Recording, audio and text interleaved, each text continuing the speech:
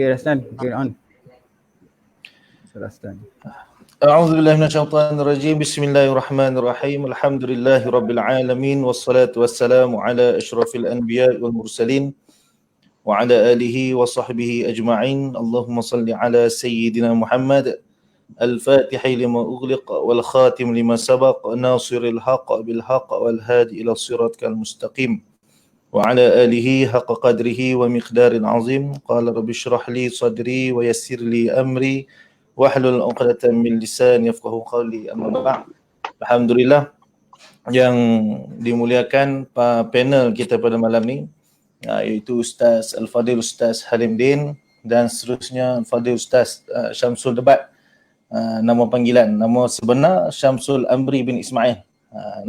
Baik, jadi alhamdulillah bersyukur kita kehadrat Allah Subhanahu Wa Taala kerana di atas limpahan rahmat serta kasih sayang daripada Allah, pada malam ni Allah Subhanahu Wa Taala sudi untuk memperkenankan, memberikan keizinan kepada kita untuk sama-sama bertemu dalam forum Maya, forum perdana Maya, mana kita buat secara atas talian sebagai nak mengisi keperluan ilmu yang sepatutnya wajib ke atas setiap kita ni untuk mengaji setiap hari.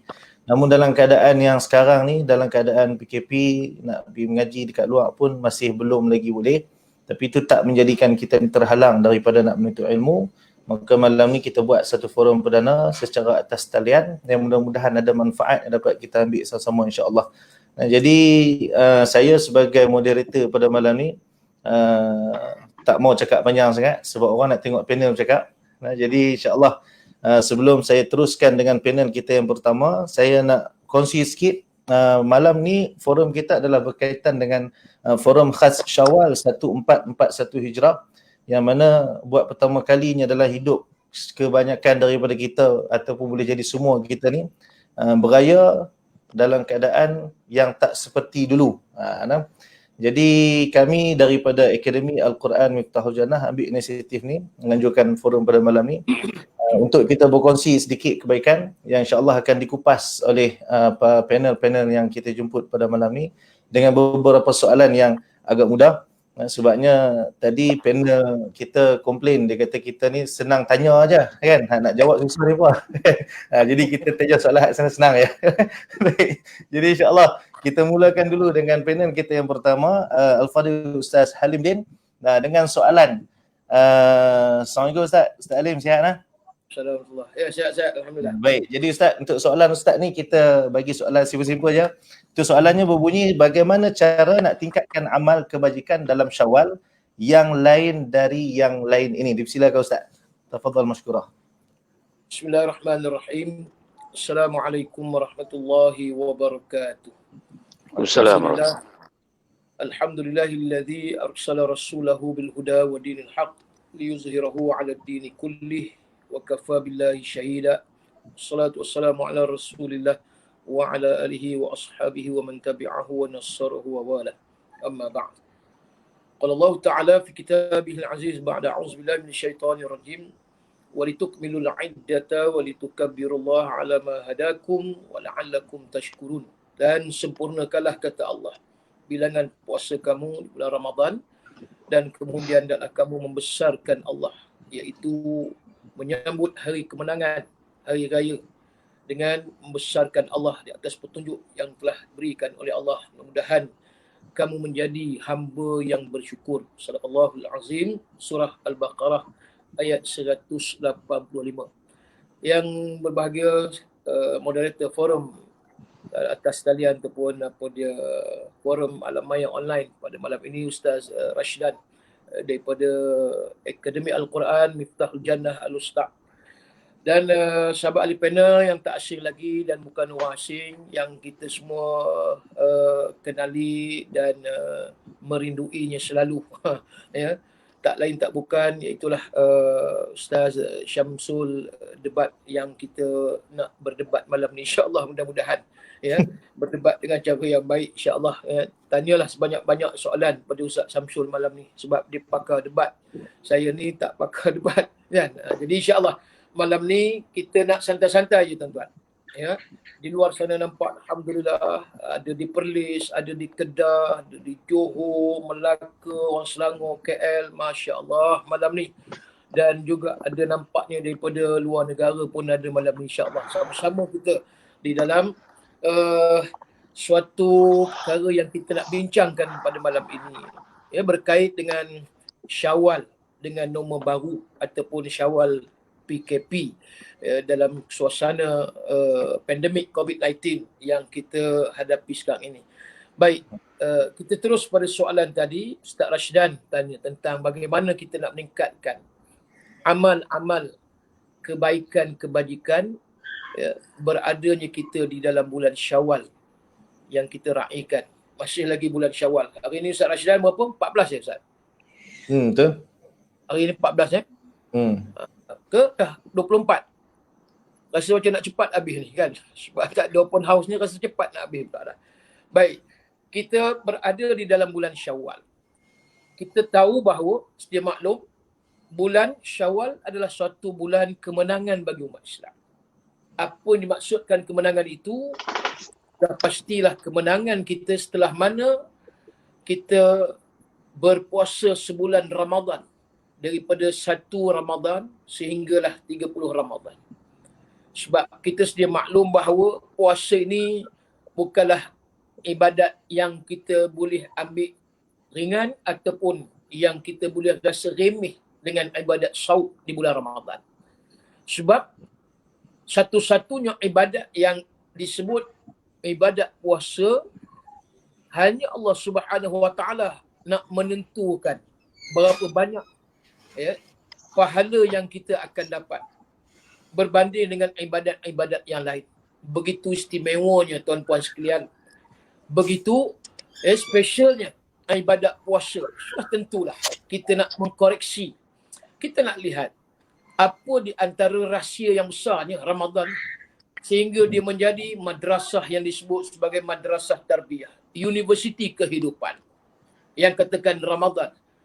Begitu juga bagaimana Ramadan akhirnya menatijahkan ataupun terminal akhir daripada ibadah puasa itu, Allah menyatakan la'allakum tattaqun. La'allakum tattaqun. Litaraji. Maknanya dengan kalimah la'alla, hopefully, mudah-mudahan, bukanlah suatu jaminan mudah-mudahan. Daripada perjuangan, pengorbanan puasa seseorang hamba itu dengan puasa yang sebenar, maka natijahnya sudah tentulah takwa.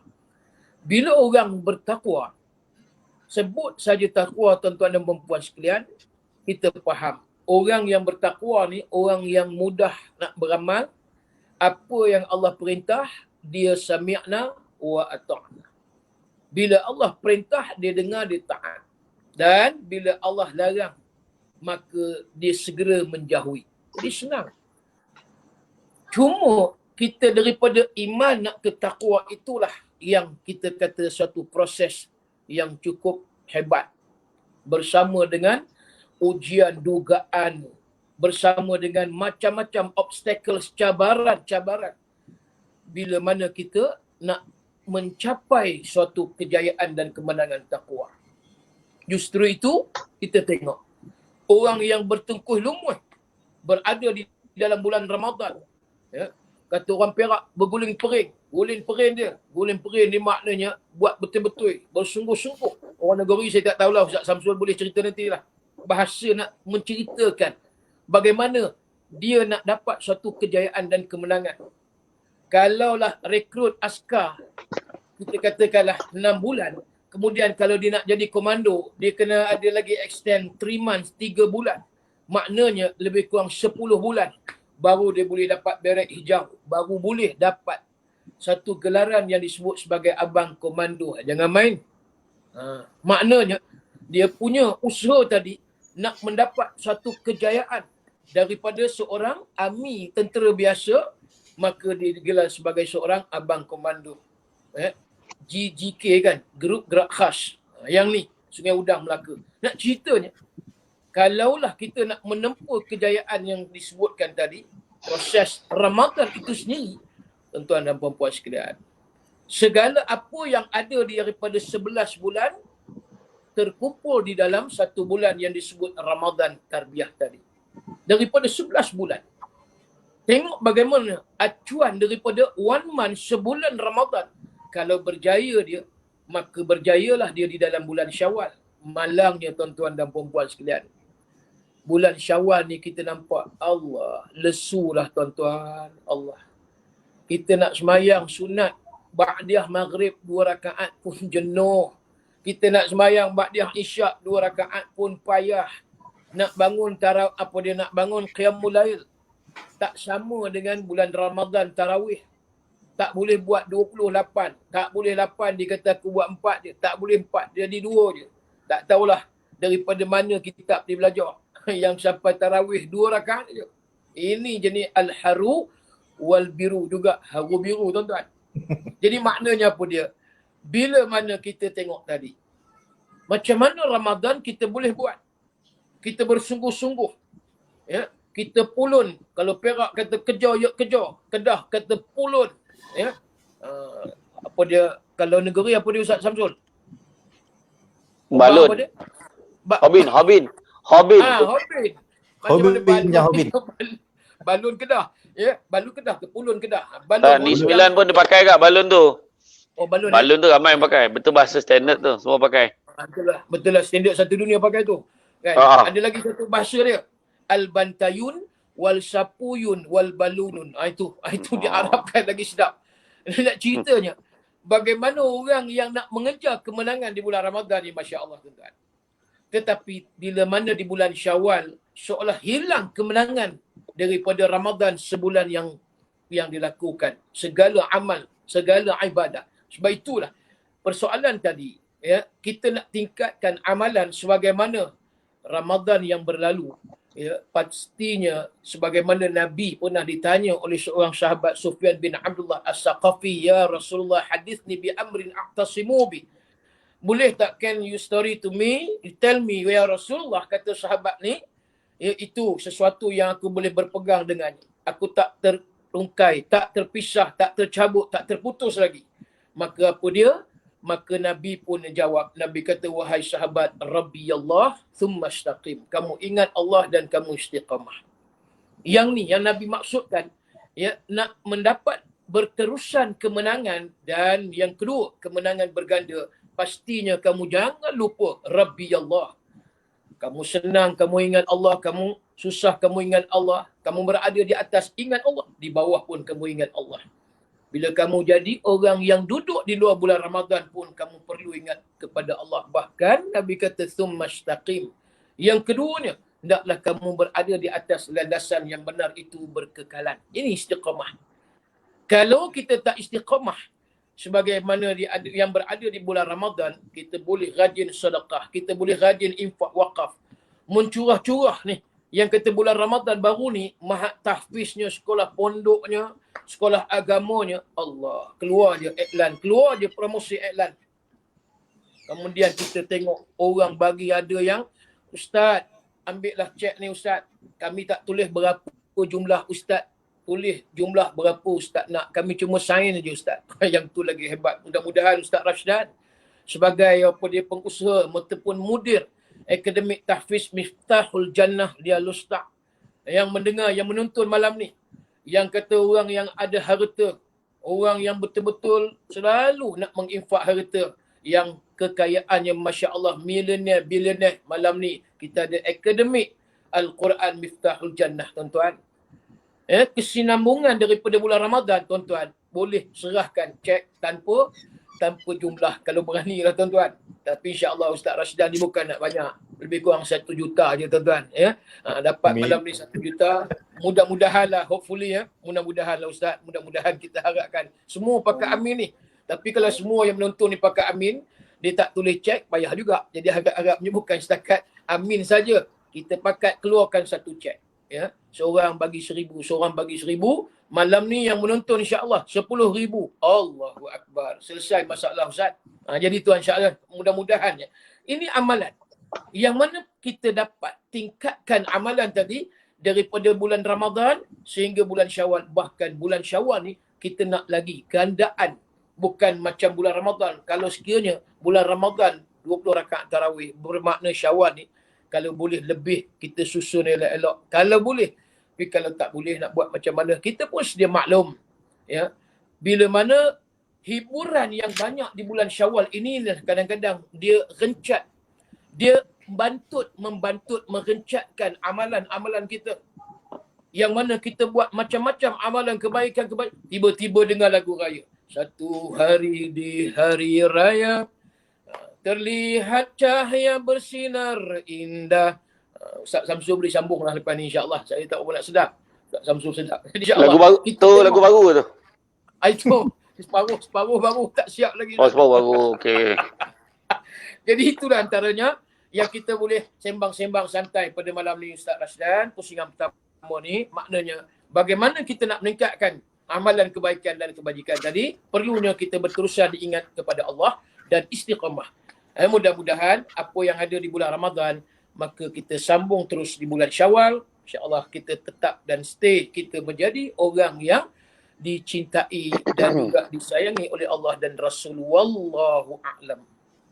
Alhamdulillah. Terima kasih Ustaz Alim atas pencerahan yang pada saya kira sangat perfect. Bila mana kita nak cerita tentang apakah yang boleh kita buat dalam bulan Syawal ni, macam mana nak tingkatkan amal kebajikan. Jadi kesimpulan yang saya dapat ambil daripada Ustaz Alim sebut tadi lah, ada beberapa poin, banyak poin saya. Tapi antara poin yang saya suka untuk highlight kan, yang pertamanya bila mana Syawal ni sebenarnya merupakan suatu bulan yang mana dalam bulan Syawal ni merupakan sebagai natijah daripada tarbiyah Ramadan. Maksudnya kalau kata masa Ramadan kita tu nak tengok amalan yang kita buat tadi tu benar-benar diterima oleh Allah Subhanahu Taala, adakah kita buat tu atas dasar kehambaan kita kepada Allah atau hanya sekadar kehambaan kepada Ramadan, maka boleh dinilai pada Syawal kita. Kalau dalam Ramadan kita rajin buat ibadah, keluar dari Ramadan masuk dalam bulan Syawal, tiba-tiba hak rajin tadi tu hilang tak mana.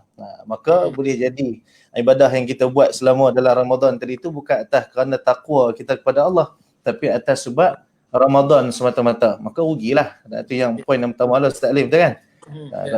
Kalau salah tu pun bertiasat lah.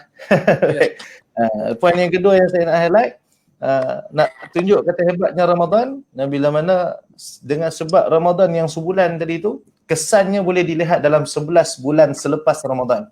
Sebab tu saya teringat kisah Sayyidina Ali karamallahu wajhah, bila mana dia sentiasa berasa susah hati bila mana Ramadan yang dia Allah SWT dia lalui pada masa tu, tak, ibadah dia tu tak hebat daripada Ramadan yang sebelum. Maka dia akan jadi susah hati. Sebab dia kata sepatutnya Ramadan kali ini akan menjadikan aku lebih hebat beribadah berbanding daripada Ramadan yang lepas. Maksud nak menunjukkan tarbiyah Ramadan sebulan saja, tapi kesan itu dalam 11 bulan selepas tu. Dan kemudiannya tanda kejayaan seorang mukmin dalam tarbiyah Ramadan bila mana menjadikan kita ini sentiasa bertakwa kepada Allah. Maka tu sikit kesimpulan yang saya boleh ambil daripada poin daripada Ustaz Ali tadi. Jadi banyak lagi poin sebenarnya, cuma ni tiga yang saya sebut ni adalah yang pada saya cukup mendalam untuk kita faham, dan kalau kita pegang ni pun insya-Allah kita boleh dapat kebaikan yang sangat banyak sebenarnya.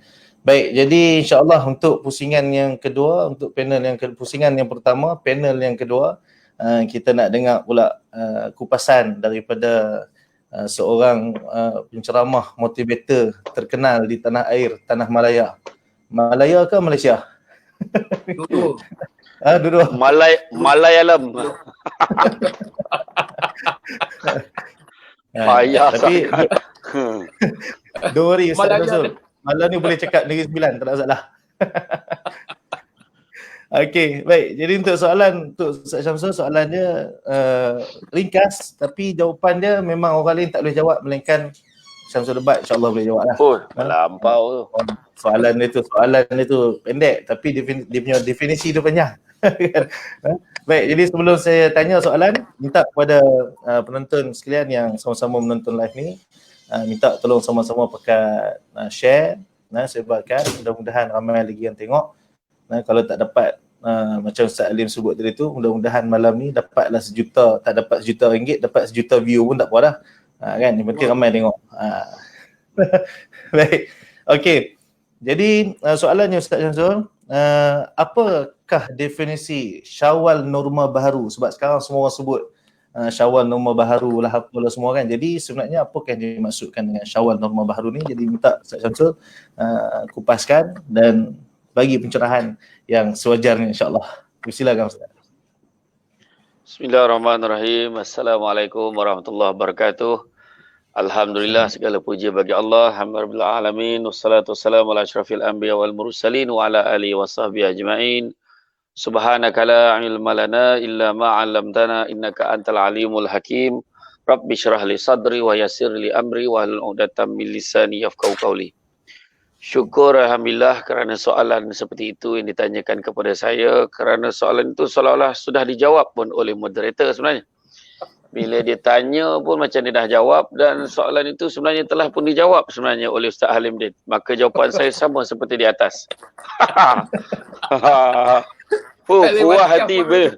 Puas hati boleh jawab itu kan. Jadi kalau kita ikut sebenarnya kalau kita tengok dari segi bab norma baharu ni kan,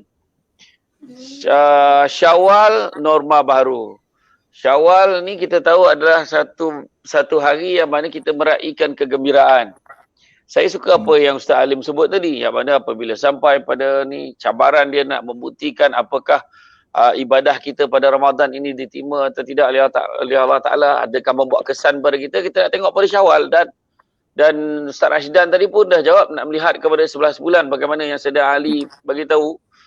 Nak tengok pada 11 bulan tu dan dia bimbang Ramadan tahun ini apakah lagi orang kata kualiti dia kurang berbanding yang sebelum ini. Jadi sebenarnya soalan Syawal norma baru ni sebenarnya bukan semua orang rasa. Bukan semua, malahan ada orang dia cakap, dia kata sama aja, ada yang cakap macam tu. Kan? Malahan dia lega pula. Dia rasa lega pula dah sampai Syawal. Sebab dia kata Ramadan dulu serik pula rasanya, dia kata tak ada bazar Ramadan. Itu dalam kepala otak dia fikir macam tu kan. Jadi makna kata apa yang boleh saya share kat semua. Makna kata norma baharu ni pada kita, dia norma baharu ni baru ke baik ke tak baik ke elok ke bergantung kepada setiap individu. Mana setiap individu. Sebab apa? Tu sebabnya kita tengok Nabi kata setiap insan tu setiap Muslim tu sama, membezakan adalah masalah dan ketakwaannya. Sebab kita tengok ada orang bulan Ramadan tiba masa itulah dia update dekat dalam Facebook dia rindunya masjid kan. Rindu betul nak ke surau, hal sepanjang hayat tak pernah santu, tak pernah jajak pun masjid dengan surau. Tapi dalam bab nak mencerita, dia punya sajak cerita. Orang kat taman perumahan dia pun terfikir, dia ni rasa aku tak pernah nampak dia sampai ke masjid tu kan, macam tu kan. Jadi tapi maknanya orang-orang macam ni dia tak rasa apa. Dia rasa okey je. Kan? Malahan yang dia risaukan adalah Syawal tu. Tetapi pada orang yang menilai Ramadan dan Syawal pada tahun ini dalam pada aspek hikmah yang besar Allah bagi, maka dia akan rasa gembira. Allah bagi dia peluang beribadah dengan lebih teratur, dengan lebih bersedia. Sebab kalau kita tengok bulan-bulan Ramadan yang sebelum-sebelum ini kan, kalau kita tengok banyak kali Ustaz Halim sendiri pernah berbual dengan saya. Dia cakap, dia kata, hai, lagi 3 hari lagi dah nak puasa ke? Soalan-soalan tu banyak keluar. Macam tu. Kan Ustaz, ramai orang kat luar sana. Tak, bukan Ustaz Halim ni. Ustaz Halim ni okey, Ustaz Halim lain. Macam tu. Jadi mana kata, dia macam tak perasan. Disebabkan sibuk dengan kerja. Hai, dah nak puasa dah ke? Aduh, hai. Dan dia boleh cakap dengan anak dia, dia pula lagi sedih daripada budak tu. Nak, hari ni kena ingat ya, kita ada 2 hari je boleh makan siang. Lepas ni tak boleh makan siang dah. Sedih sangat bapak. Kan? Bapak tak tahu budak tu, kita okey je, bapak ni lah yang sedih lebih kan. Jadi makna kata, orang-orang macam itu sebabnya tabiah macam mana kita nak melihat betapa Ramadan. Kalau ada orang sebut, Ramadan ini bulan ibadah, kata kan. Ramadan ni bulan ibadah, dia kata. Habis bulan lain tak ibadah ke? Tak. Sebenarnya kita memang diciptakan kan, illa liya'budun kan, tak ada tujuan lain, mengabdikan diri, beribadah pada Allah Taala. Jadi setiap bulan beribadah, Cuma bulan Ramadan tu ibarat Allah bagikan tawarannya. Orang kata jualan, orang kata apa tawaran pahala tu, ya Allah, berganda-ganda. Orang kata kalau tak ambil itu bukan rugi, bapak rugi ni sebenarnya cakap kan. Jadi makna kata ada ruang dan peluang kena capai. Itu sebabnya kita tak nak jadikan diri kita ni, kita cerita tadi, tak nak jadi orang yang menyembah Ramadan. Dia ada 3 kategori. Pertama, orang yang tak menyembah Ramadan, makna Ramadan dia beribadah, Syawal dia masih gitu terus beribadah. Kategori kedua, bulan Ramadan dia beribadah beria ni, tapi sampai Syawal dia dah mula dah surut dia punya ibadah tu. Tu okey tu. Ada satu kategori lagi tu. Ramadan tak buat apa, Syawal lagi tak ada guna. Ada orang macam tu. Kan? Tapi bukan orang sinilah atau orang mana lah yang tengok, yang follow, yang view malam ni okey. Tapi makna cerita ni orang lain yang tak view ni ada orang tertentu lah. Makna kata itu lebih dahsyat lagi. Waktu orang beribadah dia tak beribadah, waktu orang apa ni, orang bertarawih dia tak tarawih, tapi benda lain yang dirundingkannya. Sedangkan inilah ruang dan pulang Allah bagi kat kita. Nabi ajar kita, kalau kamu hidup di waktu pagi, jangan cerita-cerita hidup petang. Kalau hidup petang, jangan cerita hidup malam. Kalau hidup hari ni, jangan cerita hidup besok. Makna kata, hiduplah dengan apa yang ada ni. Makna kata kita cakap, aku tak hidup tak tidak lagi esok ni. Jangan cerita puasa tahun depan. Kejap lagi, hidup lagi, tu pun tak tahu. Kan? Belum tahu lagi. Entah kejap lagi kan, tercakik mikrofon ke mana tahu. Kan? Nasib baik kita tak pakai mic. Jangan risau, relax kan. Semua okey. Jadi makna kata, dalam keadaan ini kita tak tahu. Jangan terpedaya dengan muda sebab mati tak syarat tua. Jangan terpedaya dengan sihat sebab mati tak syarat sakit. Maka dalam hal ini, bila cerita norma baru ni, memang kita tengok yang kalau nak cakap yang luar biasanya satu je. Luar biasanya kita mungkin berada dalam keadaan wabak. Mungkin kita berada dalam keadaan berjaga-jaga. Mungkin tak boleh pergi masjid, tak boleh pergi suar. Tapi selain daripada itu, diri kita, dalam diri kita ni. Apa yang kita buat? Kan? Jangan kita fikir apa yang berlaku kat masjid. Tapi apa tindakan kita? Kita, rumah tangga kita tu, kita kata kita bina masjid. Tapi kita tidak pernah bermasjidkan rumah tangga kita tu. Itu kadang-kadang. Jadi itulah hikmahnya tahun ni berjuta rakyat Malaysia yang berjaya menjadi imam tanpa tauliah. Dan kita beratus ribu imam yang baca khutbah pada pagi raya yang tak ada tauliah. Tetapi ramai jugalah. Dia tak apa. Benda tu tak baca khutbah pun tak apa. Kita semayang aja. Pun ramai. Tapi tak apa. Tapi nak menunjukkan kita hikmah Allah bagi. Tiba-tiba ruang tamu yang selama ni dia buat tengok TV. Dia selama ni hanya tengok hiburan, tengok drama bersiri kan. Salim, sekarang ni drama apa sekarang ni Salim? Oh, tak pernah tengok pula. Macam tu. Tak tu. Okey, alhamdulillah. Saya test. Soalan pumas. Tak, dulu dia tengok drama tapi sekarang ni alhamdulillah dia tak gunakan tu tengok drama, ruang tamu dia susun sejadah, dia sembahyang apa beramai-ramai dengan isteri dan juga anak-anak dia. Anak tak adalah ramai sangat, dalam 15 orang macam tu kan, dia susun elok-elok kan. Macam tu. Kan? Jadi makna kata ayahnya pun dah pandai menghafal doa lah. Meraung-raung bapaknya berdoa. La ilaha illallah. Kan?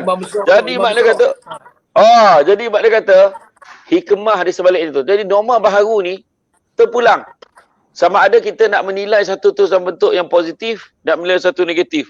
Pada orang yang bersyukur dengan apa yang Allah berikan kepadanya, maka dia akan melihat hikmah yang Allah kurniakan padanya. Tapi pada yang melihat benda itu sebagai satu masalah, maka dia akan menilai ujian yang datang pada tahun ini, perbezaan itu sebagai satu bentuk musibah. Jadi apapun, tepuk dada, tanya iman. Mudah-mudahan kita dapat menilai betapa besarnya hikmah Allah berikan, menyedarkan kita tentang apakah yang sewajarnya kita lakukan demi untuk memantapkan diri kita sebagai persediaan kita menuju kepada negeri yang kekal abadi, yakni Darul Akhirah. Demikian dulu daripada saya, 9 minit 29 saat. Assalamualaikum warahmatullahi wabarakatuh. Waalaikumsalam warahmatullahi wabarakatuh. 9 minit 20 saat. Tak cukup ni, ada lagi. Tak cukup. Tak cukup. Baik, Tak apa, saya top up aja daripada Ustaz Alim. Ustaz Alim bagi banyak lah. Oh. Kalau Ustaz Samsul punya jawapan tu dia cover untuk semua sekali tu. Nampak tadi? Soalan yang kedua, Oh, soalan ketiga. Rasanya macam nak kena tukar soalan lah. Baik, alhamdulillah jawapan yang penjelasan kupasan yang sangat mantap daripada Ustaz Syamsul. Jadi ada beberapa poin juga yang saya tulis itu yang mungkin kita boleh highlight sama-sama. Mungkin ada yang menonton terlewat baru masuk live apa semua kan. Jadi boleh recap sikit. Jadi poin yang pertama yang saya nak share, tak semua orang merasai Syawal norma baru ni. Maksudnya betul macam Ustaz Syamsul sebut tadi tu, dia atas individu sebenarnya. Ada orang kalau kata dia dah biasa meraihkan Syawal tu dengan sebaiknya, maksudnya lah Ramadan dia dah buat sehabis baik, masuk Syawal dia cuba nak menyambut hari kemenangan tu dengan sebaiknya, maka dia akan rasa Syawal kali ni agak berbeza dengan yang sebelum ni. Tapi adapun yang kalau yang sebelum ni memang Ramadan ke tak Ramadan ke sama kan. Jadi bila masuk Syawal pun dia tak rasa beza. Jadi atas individu lah. Jadi tu poin pertama yang saya rasa sangat menarik sebenarnya. Dan yang kedua, poin yang kedua yang saya nak highlight di sini adalah tentang ramai yang tahu cakap saja tapi buat tak pun. Kan? Sedih, tak boleh pergi masjid, tak boleh pergi buat ibadah. Konon je lah kan. Nah, walhal ruang untuk buat ibadah tu banyak lagi, Qurannya ada lagi kan, zikirnya apa semua kan, dia boleh memasjidkan rumah dia tu macam saya sebut tadi tu kan. Memang ramai ruang tamu, banyak ruang tamu sekarang ni dah di-upgrade menjadi masjid, cuma tak boleh naik iktikaf kan. Jadi tepuk dada, tanya iman, tengoklah kan, adakah kita ni hanya sekadar tahu cakap ataupun kita ni memang sebenar-benar orang yang memang merasakan benda tu. Sebabnya macam pepatah Melayu sebut, tin kosong kalau ketuk memang bunyi kuat kan. Kalau yang ada isi tu selalu dia bunyi slow kan. Jadi tu yang poin kedua lah. Yang ketiga, poin yang ketiga yang saya nak highlight sini adalah tentang kena sentiasa mengambil peluang untuk kebaikan. Maksudnya dalam Ramadan pasal apa kita betul-betul rumus buat kebaikan, sebab dengan ganjaran yang hebat yang ada dalam bulan Ramadan yang kita nak rebut. Jadi maksudnya bila masuk dalam bulan selepas Ramadan bila masuk dalam bulan selepas bulan Ramadan tu, masuk bulan Syawal, pasti juga ada peluang kebaikan. Jadi tak sepatutnya kita melepaskan peluang tersebut. Yang mana sepatutnya kita tetap juga berusaha untuk mengambil peluang untuk melaksanakan kebaikan yang banyak lah insya-Allah. Baik, jadi itu untuk pusingan yang pertama, yang mana kita cerita tentang amal kebaikan untuk kita tingkatkan amal kebajikan dalam Syawal. Dan yang keduanya tentang definisi Syawal norma baru yang tak semua orang rasa, dan atas kita pula sama ada nak Allah SWT nak pandang tu sebagai sudut yang positif atau negatif, tu atas kita lah kan. Jadi macam Allah sebut dalam Quran tu, innallaha ma'azannuka, sungguhnya Allah berserta dengan sangkaan kamu tu, sebenarnya benda tu atas kita. Jadi sebab tu orang yang sentiasa bersuka baik dengan Allah ni, Allah akan bagi baik ialah hidup dah. Dan kalau kita sangka buruk, maka Allah akan bagi buruk lah kat kita. Baik, jadi untuk pusingan yang kedua, kita teruskan dengan panel kita Ustaz Alindin. Ustaz Alindin nampak geram nak jawab tadi tu kan. Jadi insya-Allah soalan yang kita nak tanya adalah bagaimana kita nak memanfaatkan waktu atau peluang dalam suasana menyambut bulan Syawal dalam norma baru ini. Jadi insya-Allah Ustaz, dipersilakan, tafadhal masykurah. Terima kasih Ustaz Rashidan, Ustaz Samsul Debat dan juga tuan-tuan dan puan-puan, sahabat-sahabat, rakan-rakan yang dikasihi sekalian. Kita dah dengar tadi panjang lebar Ustaz Samsul Debat mengupas berkait dengan Syawal norma baru. Syawal norma baru maknanya kita tak seperti mana Syawal pada tahun-tahun yang dulu. Lagu raya tetap ada. Lagu raya ni di mana-mana pun ada. Di pasar raya pun ada, walaupun PKP, dalam kereta tu saya ceritalah, buka radio, memang pagi lagi dah lagu raya. Lagu raya ni berantu. Dia kalau tak ada lagu raya ni memang tak beraya lah orang Melayu kita. Itu dia punya standard dia. Ini memang kita lihat itulah antara budaya kita yang kita kata adat kita, mesti kita hiburan dengan apa dia beraya kita pada tiap-tiap tahun. Walau bagaimanapun tahun ni, sebagaimana yang Ustaz Samsul dah sebutkan tadi, norma baru. Banyak yang kita nampak agak ganjil, janggal sebab kita dah tak pergi ziarah rumah kawan-kawan, sahabat-sahabat, bahkan sampai anak dengan mak bapak pun tak dapat nak bertemu. Ada satu video yang viral diingat tak silap saya sempadan Tanjung Malim, Kuala Lumpur, Tanjung Malim kan. Masa tu bagaimana satu orang anak dengan bapa gitulah terpaksa menghulurkan lemang dan sebagainya di sempadan sungai antara Tanjung Malim dengan Perak dengan Selangor. Allah, memang agak sedih jugalah bila tengok keadaan macam tu. Sebab tak boleh rentas negeri walaupun border sempadan, dipisahkan dengan Kawat Duri tak silap saya. Bagi pas macam tu, dia punya adik dengan abang macam tu lah. Itu antara satu benda yang kita nampak pelik. Tahun-tahun sebelum ni mana ada macam tu. Ustaz Samsul pun rasanya tak pernah buat kan. Ustaz Samsul tak tahulah. Kalau Ustaz Samsul di Korea buat, saya pun tak tahulah. Tapi Ustaz Samsul orang negeri rasa tak buat kot macam tu kan. Nak ceritanya macam mana hubungan di antara keluarga pun tuan-tuan, dia jadi macam terputus. Tapi kita ada alat teknologi, smartphone, kita ada macam-macam hari ni. Kita ada online, kita ada alam maya. Walaupun kita tak berjumpa dengan mak ayah, tetapi masih lagi kita boleh buat VC. Orang sekarang ni sebut VC, dia tak sebut video call, VC. Itu video call. Dia boleh video call, dia boleh Skype, macam-macam. Maknanya kita nak juga suasana raya. Gambar juga, baju Melayu juga kan. Khutbah raya buat juga, rakam pula tu. Dalam keadaan tak ada tongkat, payung pun jadi jaruah tongkat. Sebab dia rasa kalau tak ada tongkat ni, maknanya buatlah sesuatu menjadikan tongkat. Payung pun umbrella, dijadikan tongkat khatib. Itu antaranya. Beria-ria, nak juga suasana raya. Ini antara yang kita nampak norma baru. Allah nak menyedarkan kita, tuan-tuan dan puan sekalian. Bagaimana perlunya kita appreciate, hargai. Satunya kesihatan, yang keduanya keselamatan, yang ketiganya keamanan. Bila adanya kesihatan, maka kita hidup seronok tak? Seronok. Kita ada keselamatan, hidup kita seronok tak tuan-tuan? Seronok. Kita ada yang ketiganya keamanan. Macam mana hidup kita? Seronok. Tapi once sekali datang macam ni, Allah, seumpama tsunami yang melanda. Tiba-tiba, bukan hanya negara kita. Satu dunia tuan-tuan, global, worldwide. Satu dunia dikejutkan dengan pandemik COVID-19. Allah. Yang kita sebagai umat Islam terpaksa menghadapi suasana yang agak ganjil janggal. Masjid surau tadi, Ustaz Samsul dah cerita dah, punya kosongnya, tak ada orang. Tiba-tiba buat-buat pula, marah pula. Macam mana kerajaan tak bagi masuk masjid ni? Aku ni lah. Dah mula aku ni lah. Seolah-olahnya dia ni memang kaki masjid sungguh. Walhal azan sepelaung di rumah, dia tak pernah pun kaki dia melangkah masuk dalam masjid. Bukan azan Simpang 4 Taiping. Ini azan Mekah Madinah. Allahu Akbar, Allahu Akbar.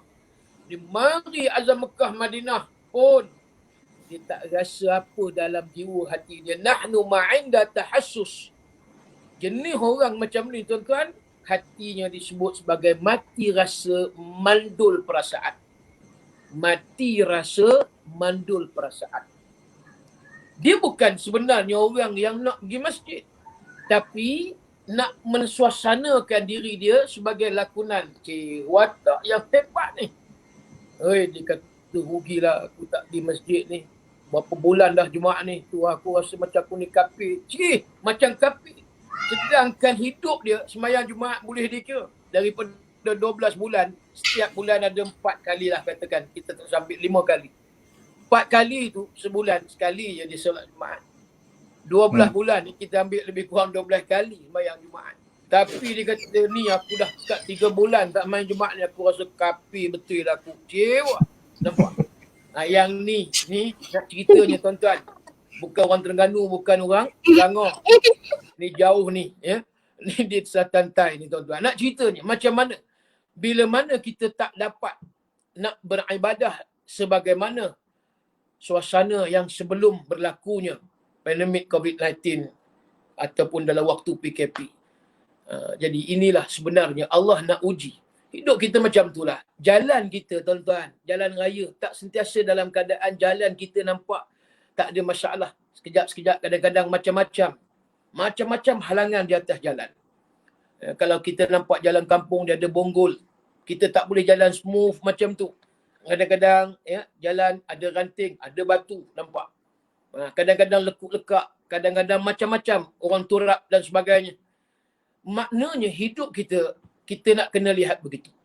Dalam keadaan kita menguruskan kehidupan kita, sebenarnya tidaklah kita kata senantiasa hidup kita dalam keadaan selamat.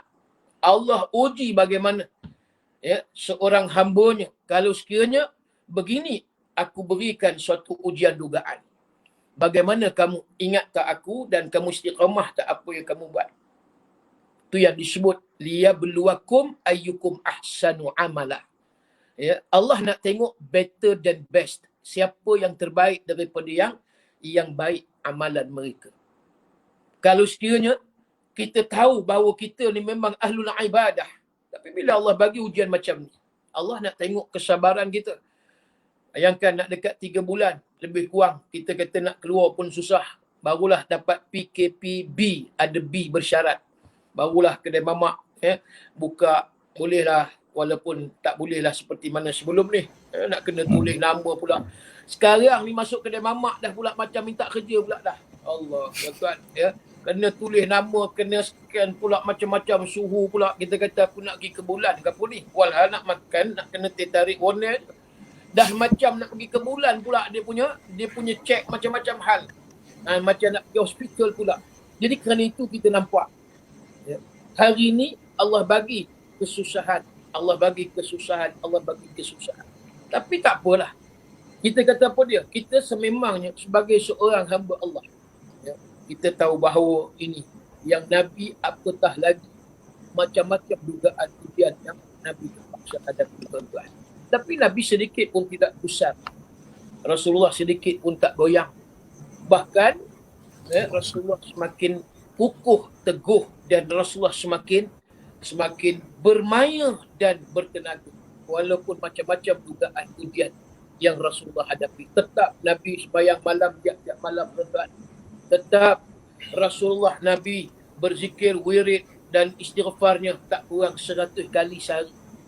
Macam kita di bulan Syawal, agak-agak istighfar kita ada 100 kali. Betul-betul Ustaz.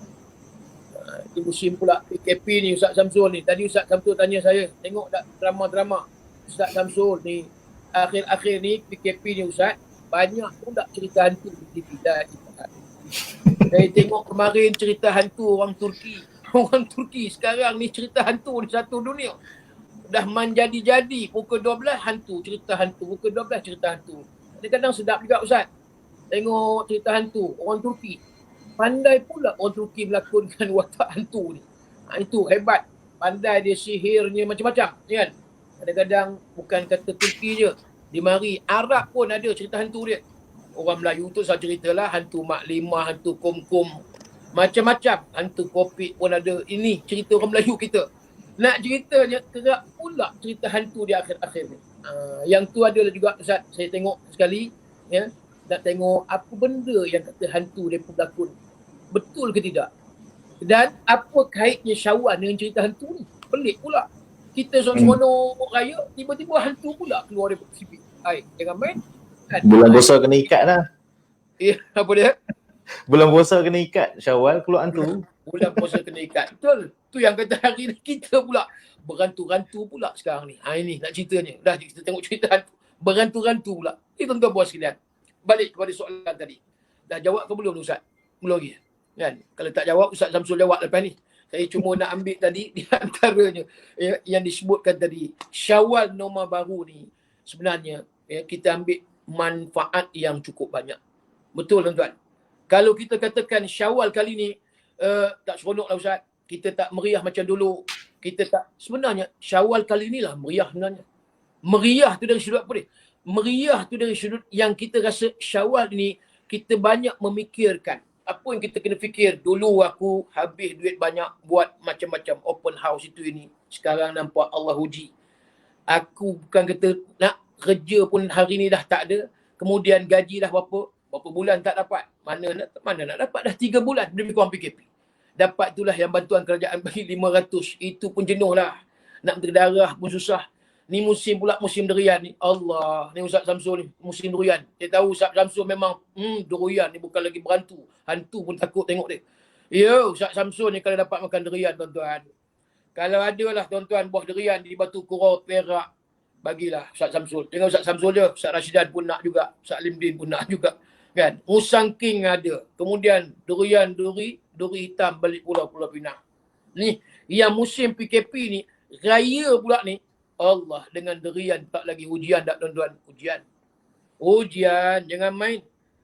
Maknanya kemeriahan kita juga bukan kata tak ada. Ada.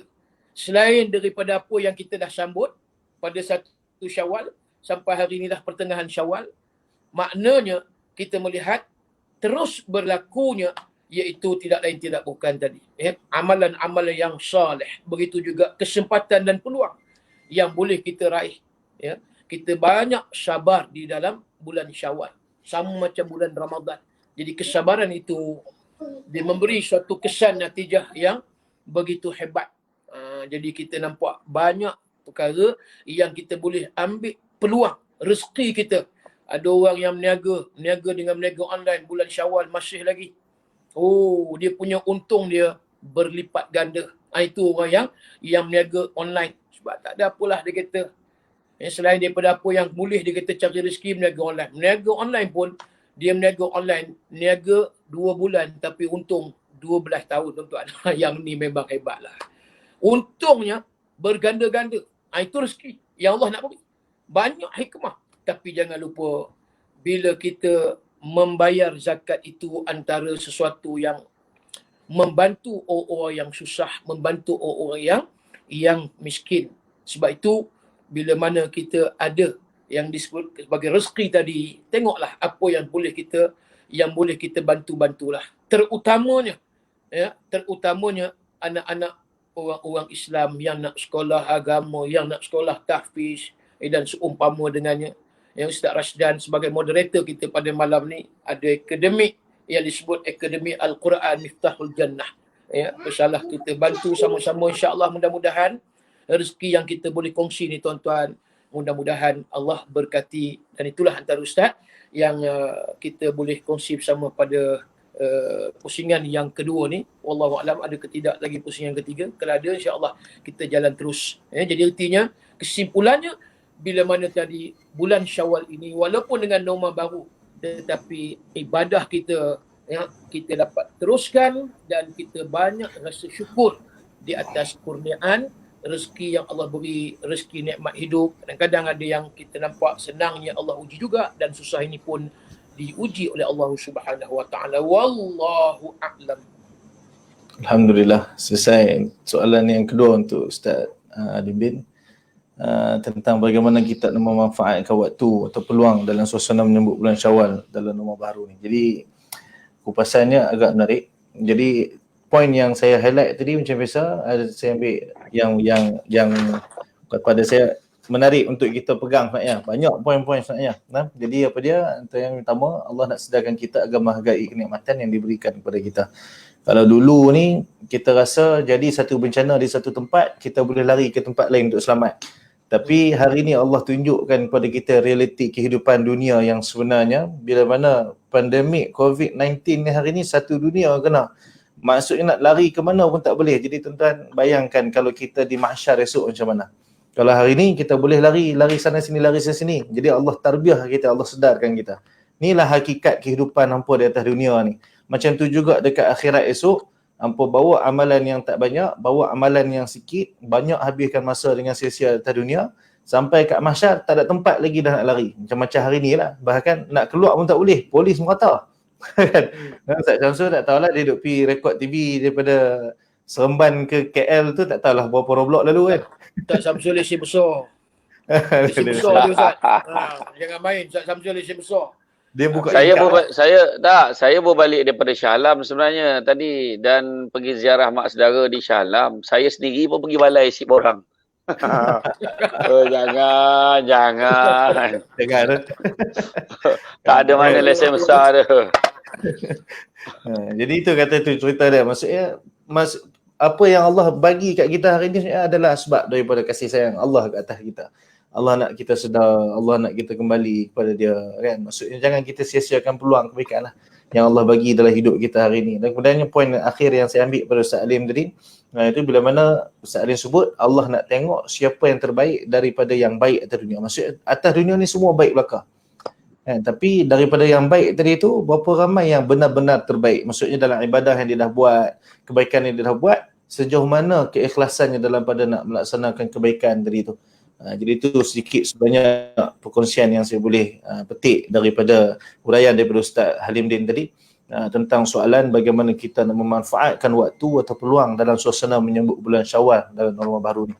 Jadi insya-Allah Ustaz Halim jangan risau, kita ada pusingan ketiga. Standby. Cuma soalan pusingan ketiga ni kita akan jawab soalan daripada viewers kita yang tengok, penonton-penonton. Jadi insya-Allah kita tengok mana-mana soalan yang kita rasa boleh untuk kita kongsi di sini, kita akan jawab, minta ahli panel kita ni jawab lah. Jadi minta para penonton sekalian tulis je apa-apa soalan situ. Cuma jangan tulis dah makan ke belum. Tu ya. Soalan lain okey. Baik. Jadi insya-Allah tolong tulis soalan tulis apa-apa soalan ni tanya boleh tulis siap, nanti kita akan pilih insya-Allah. Okey, kita teruskan kepada panel yang kedua, pusingan yang kedua. Al-Fadhil Ustaz Syamsul Debat. Ustaz, soalannya berbunyi, dia punya formal dia kan. Tak macam pantun kan. dengar ya saya jual. Parah. Standby. Okey, apa soalan dia? Soalan dia hikmah di sebalik norma baharu. Maksudnya apa hikmah yang kita boleh ambil dalam situasi yang sekarang ni lah, macam Ustaz Syamsul sebut mula tadi. Tak semua orang merasakan norma baharu ni. Tapi bagi yang merasakan keadaan norma baharu, Syawal norma baharu ni, apakah hikmah yang boleh kita ambil sebenarnya, pengajaran ibrah yang boleh kita ambil sama-sama, insya-Allah. Minta Ustaz Syamsul huraikan. Silakan. Ibrah yang berlaku, ibrah yang kita boleh ambil di sebalik apa yang berlaku di sekitar kita ni. Saya tak tahulah kenapa setiap kali saya nak jawab jawapan macam semua dah ada dah pada Ustaz Alim tu. Jadi saya macam susah lah saya macam tu kan. Isi tempat kan? kosong lah. Itulah tu. Jadi Ustaz Rasjah ni kan. Tapi tak apalah. Tapi makna kata kalau kita tengok apa yang Ustaz Alim pun cerita tadi macam mana masjid dulu kan. Kita sedih masjid makin lama makin tak ramai. Dan tahun ni langsung tak ada orang. Kan yang ada pun hanya senarai tu. Lepas tu cuba kita tengok hari ni orang yang nak pergi sembahyang Jumaat yang semalam kan. Heboh kita berapa ramai yang register. Berapa ramai yang apply. Yang masjid-masjid dibenarkan tu berapa ramai sebenarnya. Kan? Berapa ramai yang betul-betul dia ada dia punya niat dia betul-betul nak ramai ataupun dia dah mula selesa dengan rumah baru tu ke atau macam mana. Jadi tu antara perkara-perkaranya lah. Tetapi yalah itu pun orang kata kalau kita lihat hikmah yang paling besar sekali saya tengok kan. Ada banyak sebenarnya. Yang sebenarnya tinggal kita nak mengambilnya tu ataupun tidak. Pertama kita tengok. Sebelum lagi Ramadan, kan kita tengok bila bermulanya penyebaran, tersebarnya penyakit COVID-19 ini. Wabak COVID-19 ni kita tengok. Pertama. Dia datang, Allah Ta'ala izinkan benda tu datang, dia tak kira siapa.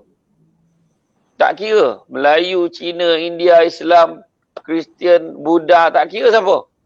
Kulit putih siam, ustaz tak ustaz, penceramah tak penceramah, penyanyi, pelakon, tak kira siapa. Semua kena. Dan pada ketika itu baru kita tahu apa yang hebat sangat dengan apa yang kita sebut tentang, mungkin kita sebut wah hebatlah bangsa kita, hebatlah ni. Akhirnya tak ada apa. Akhir sampai masanya Allah bagi kat semua. Kedua, masa tu ada duit banyak pun tak ada guna. Ada kereta besar pun tak boleh buat apa. Ada kereta besar nak tunjuk apa kat orang, tak boleh. Tak ada apa pun. Orang pergi ke pasar raya kita tengok beli bekalan makanan, kita tengok beratur panjang beli bekalan makanan macam dia seorang je nak hidup dalam dunia ni. Beli. Masa tu orang kaya ada duit banyak beli mask hand sanitizer. Sebab semua takut mati belaka. Kan? Sebab ada kata beli ni tak mati dah kita. Hikmah dia lebih alert. Kemudian begitu juga digambarkan bagaimana ramainya orang yang dah mula semak suhu sendiri, dah mula timbang berat dia, dah mula kontrol makan dia. Sebab dia tengok fakta betapa ramainya orang yang tertewas dalam perjuangannya memerangi. Bila dia dijangkiti, mereka tewas disebabkan dalam diri dia memang dah built in, dah ada penyakit yang dibela sejak sekian lama. Jadi, makna kata, dalam hal ini sebenarnya banyak perkara. Pertamanya, kalau dari sudut fizikal, kita mula mengambil makanan-makanan sunnah. Kita tahu betapa sihatnya makanan sunnah yang Nabi ajar kita. Kita dah makan kurma, kita mula dan benda tu berlanjutan walaupun dah habis Ramadan. Alhamdulillah. Dan kemudian dah risau, takut ada masalah-masalah kesihatan. Dah register, nak pergi cek kesihatan dia, minta doktor tu tengok dia okey ke tidak. Kemudian dah dia sendiri pun tak nak pergi tempat crowded. Sedangkan sebelum ni, suka sangat pergi bazar Ramadan, suka sangat pergi pasar yang ramai-ramai orang. Dia nampak ramai orang, takut dia tak nak pergi. Nampak kedai tu ramai orang pun dia tak nak pergi. Sekarang, begitu juga daripada aspek ibadah. Ibadah ni lah yang paling besar sekali hikmah dia. Sebab, kita semua tahu, tahun inilah ramainya, saya sendiri pun dapat feedback daripada sahabat-sahabat, kan, follower-follower yang maklumkan, dia rasa tahun ni paling besar makna dalam hidup dia sebab ada dah kahwin sampai 20-30 tahun. Tahun inilah mereka merasa bersolat jemaah. Semua solat fardu dan juga solat sunat yang mereka boleh buat. Tanpa gagal. Bayangkan. Mereka juga dapat bertadarus bersama. Tak pernah berlaku sebelum ini. Begitu juga dia kata, di dalam musim ini jugalah dapat peluang, barulah dia tahu macam ni cara menghafal Quran, barulah dia tahu anak dia tu baru dia sedar yang anak dia boleh mengimamkan solat lebih baik daripada diri dia sendiri. Makna kata kita lihat ruang dan peluang Allah berikan kepada kita. Macam saya kata sebelum ini, yang dalam pusingan awal dia saya kata macam manakah ramainya orang-orang, macam mana Allah Ta'ala bagi peluang kepada kita untuk menjadi imam, berpeluang untuk menuntut ilmu, baru kita sedar. Oh, kenapalah aku tak baca daripada dulu, kenapa aku tak belajar daripada dulu, kenapalah aku tak... Akhirnya, kita nak jadi imam, baru kita sedar yang koleksi ayat yang ada dalam kepala otak kita, inna a'tayna ku Allah. Baru kita tahu, tu je yang kita ada. Sudah, aku apa lagi ayat aku nak baca ni? Kan, masa itulah dia diam-diam, kononnya dia tak nak tunjukkan anak tu. Dia kata, ayah pergi keluar sejak cek barang. Rupanya dalam kereta dia menghafal ayat malam ni nak jadi imam. Kan, jadi mana kata ini hikmah juga. Dan begitu juga hikmahnya juga. Terutamanya macam orang yang sibuk, macam Ustaz Rashdan, Ustaz Alim, saya dan rakan-rakan penceramah yang lain. Selama kini kita ceramah hari-hari ke sana kemari, ke Perak, Johor, Terengganu, Melaka. Kan? Akhirnya tiba-tiba. Dulu saya sendiri dah. Saya terus terang saya cakap. Kadang-kadang seronok betul kalau ada orang telefon, Ustaz, nak maklumkanlah program ni batal. Ya ke? Confirm? Alhamdulillah. Seronok bila orang batal program. Kan? Tetapi Allah tunaikan hasrat saya tu. Dapat kita duduk kat rumah. Rupa-rupanya dapat kat rumah kena cari celah pokok pula nak buat live. Apa kan? Macam tu kan? Ingatkan boleh relax lah tidur malam. Tak ada dia. Naik gambar banner tu. Naik gambar poster ada kuliah malam ni kena jawab corak soalan ni. Aduh, kenapalah malam ini. Macam tu lah lebih kurang. Jadi mak kata, semua ada hikmah. Ustaz Halim yang tak pandai Zoom pun dah pandai Zoom sekarang ni. Kan? Betul.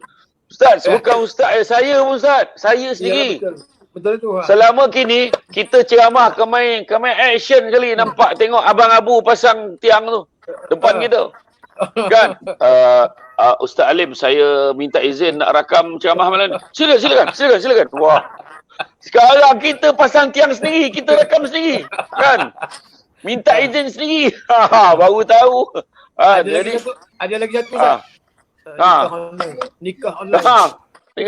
Nikah online. Betul. Dan yang macam kita tak pernah buat live kat rumah. Bila buat live kat rumah tu masalahnya. Kan? Orang ni tegur, cantik, langsir, la ilaha illallah. Dalam banyak-banyak benda kita sampaikan, langsir tu yang tegur ni.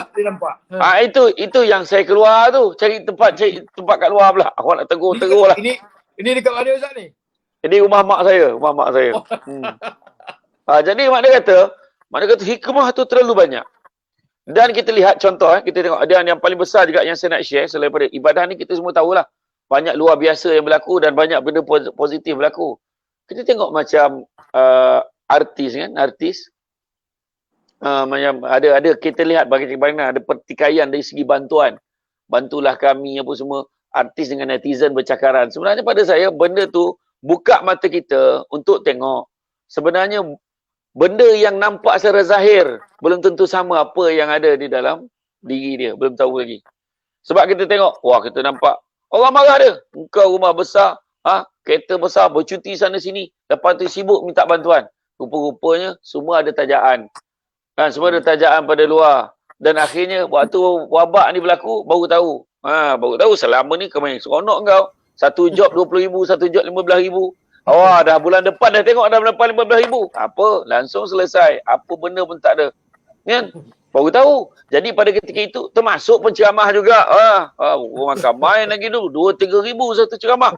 Kan? 5,000 satu ceramah. 10,000. Bergagak kubah masjid tu nak bayar. Kan? Sekarang baru kau tahu 500 pun tak apa tuan. Okey je. Baru kau tahu. Cakap apa? Kan? Tu. Jadi pada ketika itu kita lihat ada orang kadang-kadang dia ada job besar, komitmen besar. Itu sebab ada berlaku, rumah dia besar. Kereta dia ada 8 biji dekat rumah. Tapi dia minta bantuan. Rupa-rupanya dekat rumah dia selama ni, suami pula terperangkap kat luar negara, tak boleh nak balik. Jadi dia duduk kat rumah. Kemudian tak tahu khabarnya, suami nak kena kuarantin, nak kontak pun tak boleh. Tak tahu dia macam mana. Kemudian dia dekat rumah pula, apa pun tak tahu. Orang gaji dia pula jenis orang gaji yang datang hari-hari ni check in, check out. Dan hari tu dah tak boleh datang. Apa pun tak ada kat rumah. Nak masak apa pun tak reti. Masa tu lah baru dia tahu sebenarnya harta dunia dia ni tak boleh buat apa pun. Masa tu lah. Jadi, dan begitu juga ada orang, barulah dia sedar. Kalaulah ku tahu. Ayat dia kan. Kalaulah ku tahu. Dia. Kan? Bertentu aku menyimpan. Kebanyakan antara kita tak pernah beringat untuk masa akan datang. Tak pernah beringat. Dan akhirnya bila berlaku wabak-wabak macam ni, mulalah mengelumpur ke sana, mengelumpur sini. Maka Allah uji kita. Tetapi secara kesimpulannya, hikmah dia terlalu besar, terlalu banyak. Tetapi hikmah yang paling penting kita lihat adalah betapa dari segi ibadah, kita ada ruang dan peluang seluas-luasnya Allah berikan kepada kita untuk mempertingkatkan amal ibadah kita kepada Allah SWT. Itulah hikmah yang paling besar sekali. Wallahualam. Alhamdulillah. Terima kasih Ustaz Syamsul atas penjelasan yang padat. Jadi banyak poin menarik. Cuma ada beberapa poin yang saya nak share. Allah sedarkan betapa lemahnya kita sebagai manusia bila mana hari ni tak ada seorang pun yang diberi jaminan untuk terlepas daripada wabak ni. Betul lah kan, semua orang. Tak ada siapa pun yang boleh kan terlepas. Dan kemudiannya poin yang kedua saya nak share, kalau dulu kita tak kisah tentang makanan sunnah, yang ni menarik poin ni Ustaz Syamsul. Betapa ramai daripada kita sebelum ni tak pernah kisah, tak pernah heran pun. Orang Kedah kata tak pernah heran pun makanan sunnah Nabi SAW. Kan? Kalau nak makan dia melantak ikut suka apa benda pun. Tapi hari ni alhamdulillah dia cuba belajar balik, tengok apa makanan sunnah Nabi SAW. Kan? Lepas tu dia cuba jaga makan dia kan. Jadi itu satu benda yang baik lah yang kita boleh ambil sebenarnya. Dan kemudiannya ada yang direzekikan untuk peluang untuk solat Jumaat setiap waktu di rumah tu. Yang tu Ustaz, siapa yang dapat tu hebat. Allah betul-betul nak bagi kebaikan kat dia sebenarnya. Sebab walaupun dalam keadaan macam tu hari ni tak semua orang dapat peluang tu. Kita alhamdulillah, kita kalau dapat peluang macam tu kita seronok sangat. Jadi kalau tak dapat, minta doa supaya Allah bagi kita insya-Allah. Dan yang poin akhir yang tadi Ustaz Syamsul sebut, yang pada saya menyentap jiwa juga sebenarnya. Bila Ustaz Syamsul sebut tentang bagaimana Allah tunjuk dalam hidup kita hari ni, harta dunia tu sebenarnya tak ada nilai langsung hari ni. Betul juga. Hari tu masa kedai semua pakat tutup, duit banyak berlambak pun tak boleh buat apa. Kan? Nak shopping tak boleh kan. Nak pergi mana tak boleh, beli kereta besar, nak jalan keluar daerah pun tak boleh. Sekarang alhamdulillah lah boleh keluar daerah. Kan sebelum ni keluar daerah pun tak boleh, duduk dalam rumah. Lepas tu pula ada pula time pukul berapa sampai pukul berapa je boleh keluar, tak boleh keluar ikut suka hati. Jadi itu nak menunjukkan nilaian dunia ni sebenarnya betul apa yang Nabi SAW sebut, ambil sekadar yang perlu sahaja. Yang tak perlu tu kita bagi ke orang. Bagi pada tempat yang sepatutnya kita bagi. Kan? Bukannya maksud kata kita jangan ambil langsung. Itu yang Ustaz Syamsul sebut last tadi tu, menyimpan tadi tu kan. Maksudnya kalau ada kita nak simpan agak-agak padan sudah lah. Ni kadang simpan sampai tak ingat apa. Kan. Jadi insya-Allah. Jadi itu antara poin-poin menarik yang boleh kita kongsi insya-Allah. Baik. Jadi untuk pusingan yang terakhir, pusingan yang ketiga sebelum kita masuk kepada penutup, kita nak jawab beberapa soalan daripada penonton. Yang mana soalan dia ada 2 soalan hari ni. Cuma siapa nak jawab dulu tu, saya lagi minta ahli panel buat usumah kan. Siapa dia nak jawab. Baik, jadi insya-Allah soalan dia yang pertama tentang mana soalan tadi tu? Okey, soalan dia yang pertama,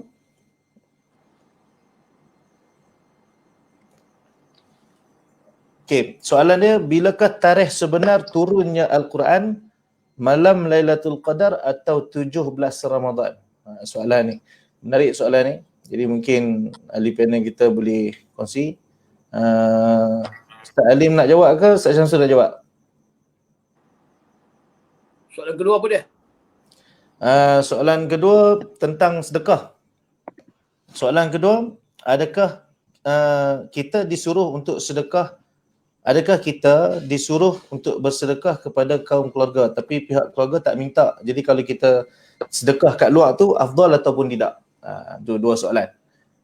Jadi mungkin kita jawab yang tentang turun Quran dulu tu. Mungkin Ustaz Halim kot boleh kongsi ataupun Ustaz Syamsul nak jawab soalan tu. Ikutlah terpulang lah. Kalau saya jawab kan, saya ikut hari cuti je. Baik, suruh Ustaz Alim jawab.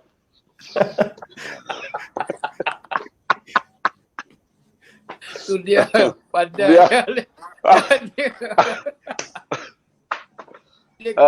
Dah hilang Ustaz Alim lah. Baik, saya jawab yang Quran ya. Okey, baik. Ustaz Alim, silakan.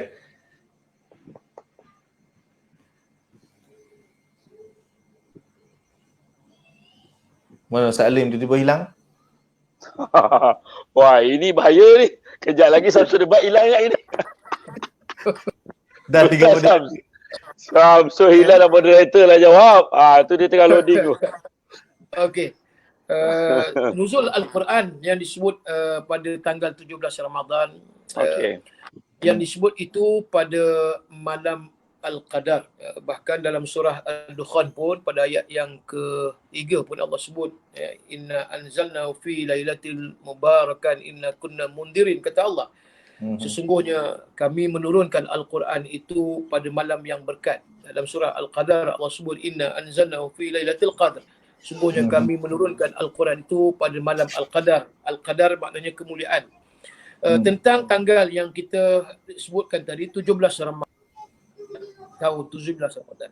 Peringkat pertama Quran diturunkan daripada Lauh Mahfuz ke langit dunia. Maka diturunkan itu secara peringkat yang pertamanya adalah secara sekaligus. Peringkat pertama yang diturun daripada Lauh Mahfuz ke langit dunia diturunkan itu ialah pada tanggal 17 Ramadan. Itu disebut nuzul Quran. Baik, kemudian pada peringkat yang kedua daripada langit dunia kepada Nabi SAW bitadarruj, yakni beransur-ansur. Ketika mana Nabi berada di Gua Hira, ketika itulah turunnya yang disebut ayat Iqra bismi rabbikal ladzi khalaq, khalaqal insana min 'alaq, Iqra wa rabbukal akramul ladzi 'allama bil qalam, 'allamal insana ma lam ya'lam. 5 ayat pada surah Al-Alaq. Maka 5 ayat ini diturunkan peringkat awal. Ini yang diturunkan daripada langit dunia kepada Nabi SAW. Dan seterusnya, dan sepanjang 23 tahun lebih kurang, 13 tahun di Mekah dan 10 tahun di Madinah. Ini diturunkan secara beransur-ansur, yang disebut diturunkan mengikut asbabun nuzul. Ada disebabkan, maknanya ada sebab-sebab tertentu yang Nabi tunggu ayat daripada Allah, jawapan. Maka Allah turunkan ayat ini, jawapan persoalan yang dikemukakan oleh orang Mekah umpamanya. Itu antaranya. Ayat-ayat yang diturunkan menceritakan ataupun disebut ayat penceritaan kisah Nabi Allah Yusuf umpamanya. Dalam surah Yusuf kita baca. Kemudian dan Nabi-Nabi yang lain lagi, surah Al-Anbiya umpamanya. Macam-macam kita boleh baca. Maka ada ayat Al-Quran diturunkan dalam bentuk penceritaan. Dan ada ayat Al-Quran yang diturunkan sewaktu Nabi nak mendapat jawapan. Sebab Nabi ni, tuan-tuan sekalian, Allah sebut dah, wa ma yuntiqu anil hawa in huwa illa wahyu yuha. Nabi ni tidak cakap melainkan apa yang Allah wahyu. Jadi bila ada soalan tentang agak, ada soalan tentang sesuatu yang halal dan haram, maka Nabi tak jawab sembrono. Nabi akan tunggu jawapan daripada Allah. Ini disebut asbabun nuzul. Asbabun nuzul ayat ini. Kenapa turun? Kerana sekian-sekian. Itu antaranya. Jadi artinya Quran ini diturunkan pada malam Al-Qadar yang disebutkan tadi secara sekaligus, kemudian beransur-ansur. Kita tak boleh kata Quran diturunkan pada malam Al-Qadar kepada Nabi semua sekali. Itu tak betul. Sebab Quran diturunkan beransur-ansur tadi bitadarruj. Artinya dia selama lebih kurang 23 tahun. Ini yang kata Quran ni hidup. Orang yang mengkaji Quran, betapa hebatnya Quran, kitab rujukan bagi umat Islam. Yang mana Allah turunkan itu dia tidak macam kitab yang lain. Tak macam kitab Taurat, tak macam kitab Zabur, tak macam kitab Injil. Quran ni diturun ni macam kita kata live, hidup. Dia hidup, dia real. Satu ayat turun. Jadi ini kelebihan Al-Quran, kalam Allah yang bersifat mukjizat, yang diturunkan kepada Nabi kita sallallahu alaihi wasallam secara beransur-ansur di dalam bahasa Arab. Dimulai dengan umul kitab suratul Fatihah dan diakhiri dengan surah An-Nas 30 juzuk, 114 surah, 6,236 ayat, 323,171 huruf. Yang ni yang disebut sebagai Al-Quran yang komplit, yang kita baca itu dalam bentuk mashaf Al-Quran. Kelebihan dia banyaklah. Iqra'ul Quran fa innahu ya'ti yaumil qiyamah syafi'an li ashabi. Nabi kata bacalah kamu Quran, dia menjadi teman dan syafaat besok di akhirat. Tapi kena belajarlah. Janganlah baca Quran dalam keadaan kita tahu ini surat khabar rasmi daripada Allah. Kita tak belajar apa yang sepatutnya kita belajar. Sebab dia ni Quran daripada masdar isim maf'ul yang bersifat makruh. Kan? Kita kata Quran, iqra. Bacalah. Jadi Quran ni qur'a yaqra'u al-Quran. Qur'a yaqra'u Quran, isim maf'ul yang bersifat makruh, dibaca. Bukan maksud dia Quran ni kita dengar, tak, dibaca. Bila mana kita baca, maka bacaan itulah yang sebenarnya kita menghidup Quran. Bermula daripada bacaan, dan kita tadabbur, kita faham makna dan kita mengamalkan. Ni kita tak belajar ilmu Al-Quran. Tajwid kita tak belajar. Ustaz Samsul sebut tadi, yang tak pernah jadi imam musim KP ni, bulan Ramadan baru ni. Bayangkan 8 rakaat bergegar. Lepas Fatihah tak tahu nak baca surah apa ni. Yang selalu duduk amin belakang imam, kemudian dengar imam baca. Dia tak pernah hafal sekalipun qul huwallah, sekalipun wal asri. Sudah ditunggu sekejap dalam seminit setengah nak habiskan makmum di belakang, anak dan isteri baca. Ya, Fatihah, barulah dia rukuk. Tak pening anak bini. Abah, takkan Fatihah aja ke? Kan? Mana surah yang lain? Itulah abah ni, mula dah abah ni. Dah confirm dah, jenis abah ni memang tak hafal ni. Nak cerita je. Kalau boleh hafal Toha tu pun jadi dah. Toha pun tak jadi Toha. Takut Tohi pula jadi dia. Dia ingatkan bacaan tu macam tu. Macam contoh, dalam Quran. Ya, ada alif, lam, ra. Kalau orang yang tak belajar, dia boleh baca alara. Okey lagi. Alif, lam, mim. Alama. Memang alamak lah. Ini pentingnya kita baca dulu. Apa dia belajar dulu. Fatihah pun belum tentu lagi. Yang kata bapak tadi boleh baca elok. Cuba kita dengar, perhati. Apa yang tak betul ni? Macam pula bapak aku jadi imam malam ni, tarawih.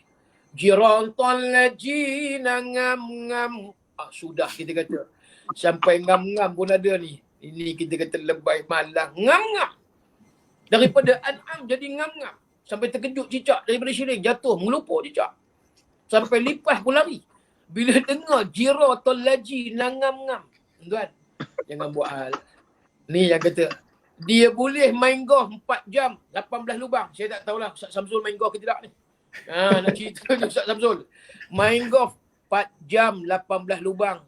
Tapi nak belajar tajwid 1 jam jenuh lah. Allah, berkerut dahi. Ya, sampai nak patah gigi. Nak cerita belajar tajwid. Bukan senang. Main kah boleh. 18 lubang. Saya tanya satu datuk. Datuk, kenapa 18 lubang je? Kenapa tak 20 lubang? Genap kalau 20. Dia kata, Ustaz, memang 18 lubang je Ustaz. Satu game 4 jam. 4 jam Ustaz. Lah, ya ke? Kalau genapkan 20 kan cantik. Dah tak ada Ustaz. Tak apalah Datuk. 2 lubang hidung ada, masuk je lah. Itulah lebih kurang. Nak ceritanya tuan-tuan. Boleh habis di Padang Gah 4 jam. Minta maaf lah. Gofur malam ni kena pula. Nak cerita, nak belajar tajwid setengah jam. Tuan-tuan, tak mampu kita. Tapi baguslah. Ya. Ustaz Samsul ya. Dan juga Ustaz Rasdan, tuan-tuan sekalian, artis-artis. Ya, bila musim waktu PKP ni, ya rajin sungguh lah. Ya.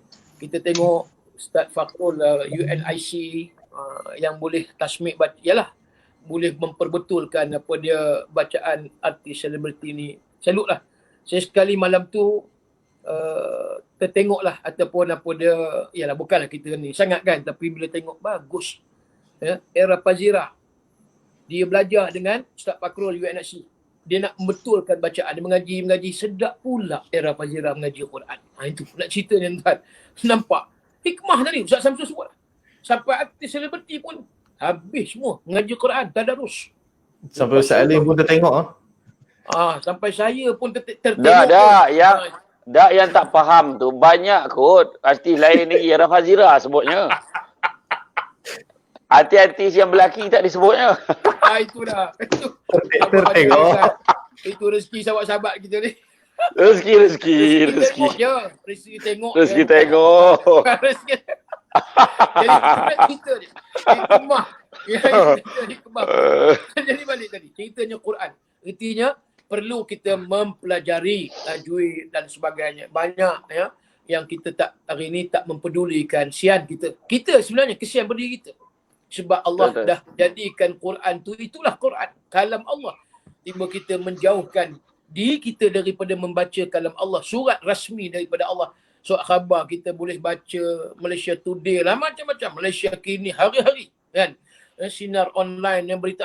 Tapi kita dengan surat khabar Allah. Ya, kita tak baca sayang. Balik tadi Quran, maknanya diturunkan tadi, iaitu secara sekaligus peringkat pertama. Yang kedua, Quran diturunkan secara beransur-ansur. Itulah jawapan Ustaz Rasdan, insya-Allah.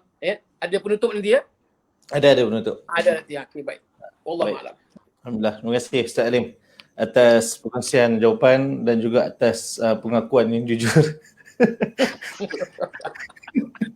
Penuh viral pula ni. Rezeki tengok. Rezeki tengok okey. Saya doakan malam ni Era Fazira apa ada rezeki tertengok juga Ustaz Alim ni malam ni. Allah. Aduh. Tak apa Ustaz, tengok benda yang elok tak apa. Tengok benda elok. Benda baik sunnah kot. Ya. Kan lagi kita tengok Ustaz Syamsul tertengok siapa pula? Dia lagi hebat. Lain Ustaz Samsul dengan baik. Dia lagi Baik. Dah jangan babitkan saya, yang tertengok tu seorang aja. Aduh. Okey, baik. Alhamdulillah, terima kasih Ustaz Alim atas jawapan tadi. Maksudnya Quran diturunkan daripada Lauh Mahfuz ke langit dunia pada 17 Ramadan yang mengikut kata jumhur ulama lah. Ada juga perbahasan tentang tarikh tu sebenarnya, tapi jumhur yang mengatakan 17 itulah. Itu yang kita sambut nuzul Quran pada 17 Ramadan, dan kemudiannya Quran diturunkan kepada Nabi sallallahu alaihi wasallam melalui Jibril alaihi salam secara berperingkat mengikut pada keadaan semasa. Sebab Quran dia bukan turun ikut ayat 1, 2, 3 yang macam kita baca dalam mushaf tu. Kan, sebab kadang ada orang dia salah faham, dia ingat Quran ni turun daripada suratul Fatihah dia kata. Tapi yang mula-mula baca Iqra bismi rabbika macam mana satu dia pening kepala kan. Jadi maksudnya Quran turun kepada Nabi SAW mengikut pada situasi itu yang berlangsung dalam tempoh 23 tahun kehidupan Nabi SAW. Ayat Nabi itulah. Okey, jadi itu soalan tadi lah, soalan yang pertama tadi. Ada banyak pula soalan malam ni. Tapi sebab kita dah janji seorang panel satu soalannya. Jadi kita stick dengan 2 soalan yang terawal. Itu sajalah, walaupun ada lagi soalan yang menarik sebenarnya.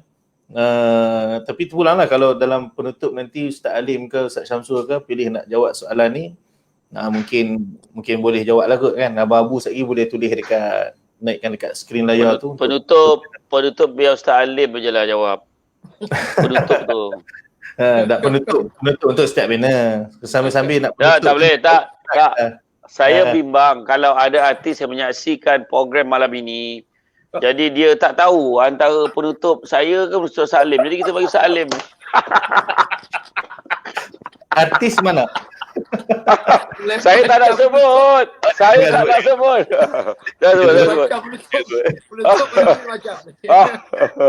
Okey, baik Ustaz Syamsul. Soalan yang kedua yang tadi saya dah sebut tadi awal-awal tadi. Dalam bab sedekah, yang mana sedekah dianjurkan oleh Nabi sallallahu alaihi wasallam ni untuk bersedekah mula daripada kaum kerabat kita dulu. Bahkan dalam Quran pun memang Allah ada sebut tentang perkara ni. Jadi bila mana keluarga dia tak minta pun sedekah kat kita pun sedekah kat luar. Jadi adakah sedekah pada orang luar tadi tu adakah perkara tersebut dikira sebagai sedekah yang afdal ataupun tidak? Jadi minta Ustaz Syamsul kongsikan sikit jawapan pada yang tanya soalan ni lah. Silakan Ustaz. Terima kasih soalan ni, soalan yang baik lah Ustaz Alim. Soalan sangat baik. Saya berdoa mudah-mudahan saya dijaga dari segi jawapan saya pada malam ini. Mudah-mudahan tidak melibatkan artis lah jawapan saya. Amin. Amin. Aduh, tak adalah gurau Ustaz. Tak ada. Jadi kalau kita lihat di bab sedekah ni, Islam memang menggesa umatnya supaya sentiasa menjaga kebajikan sesama insan, terutamanya kepada ahli keluarga. Dan prinsip ini juga merupakan prinsip yang memang dah lumrah dalam kehidupan kita.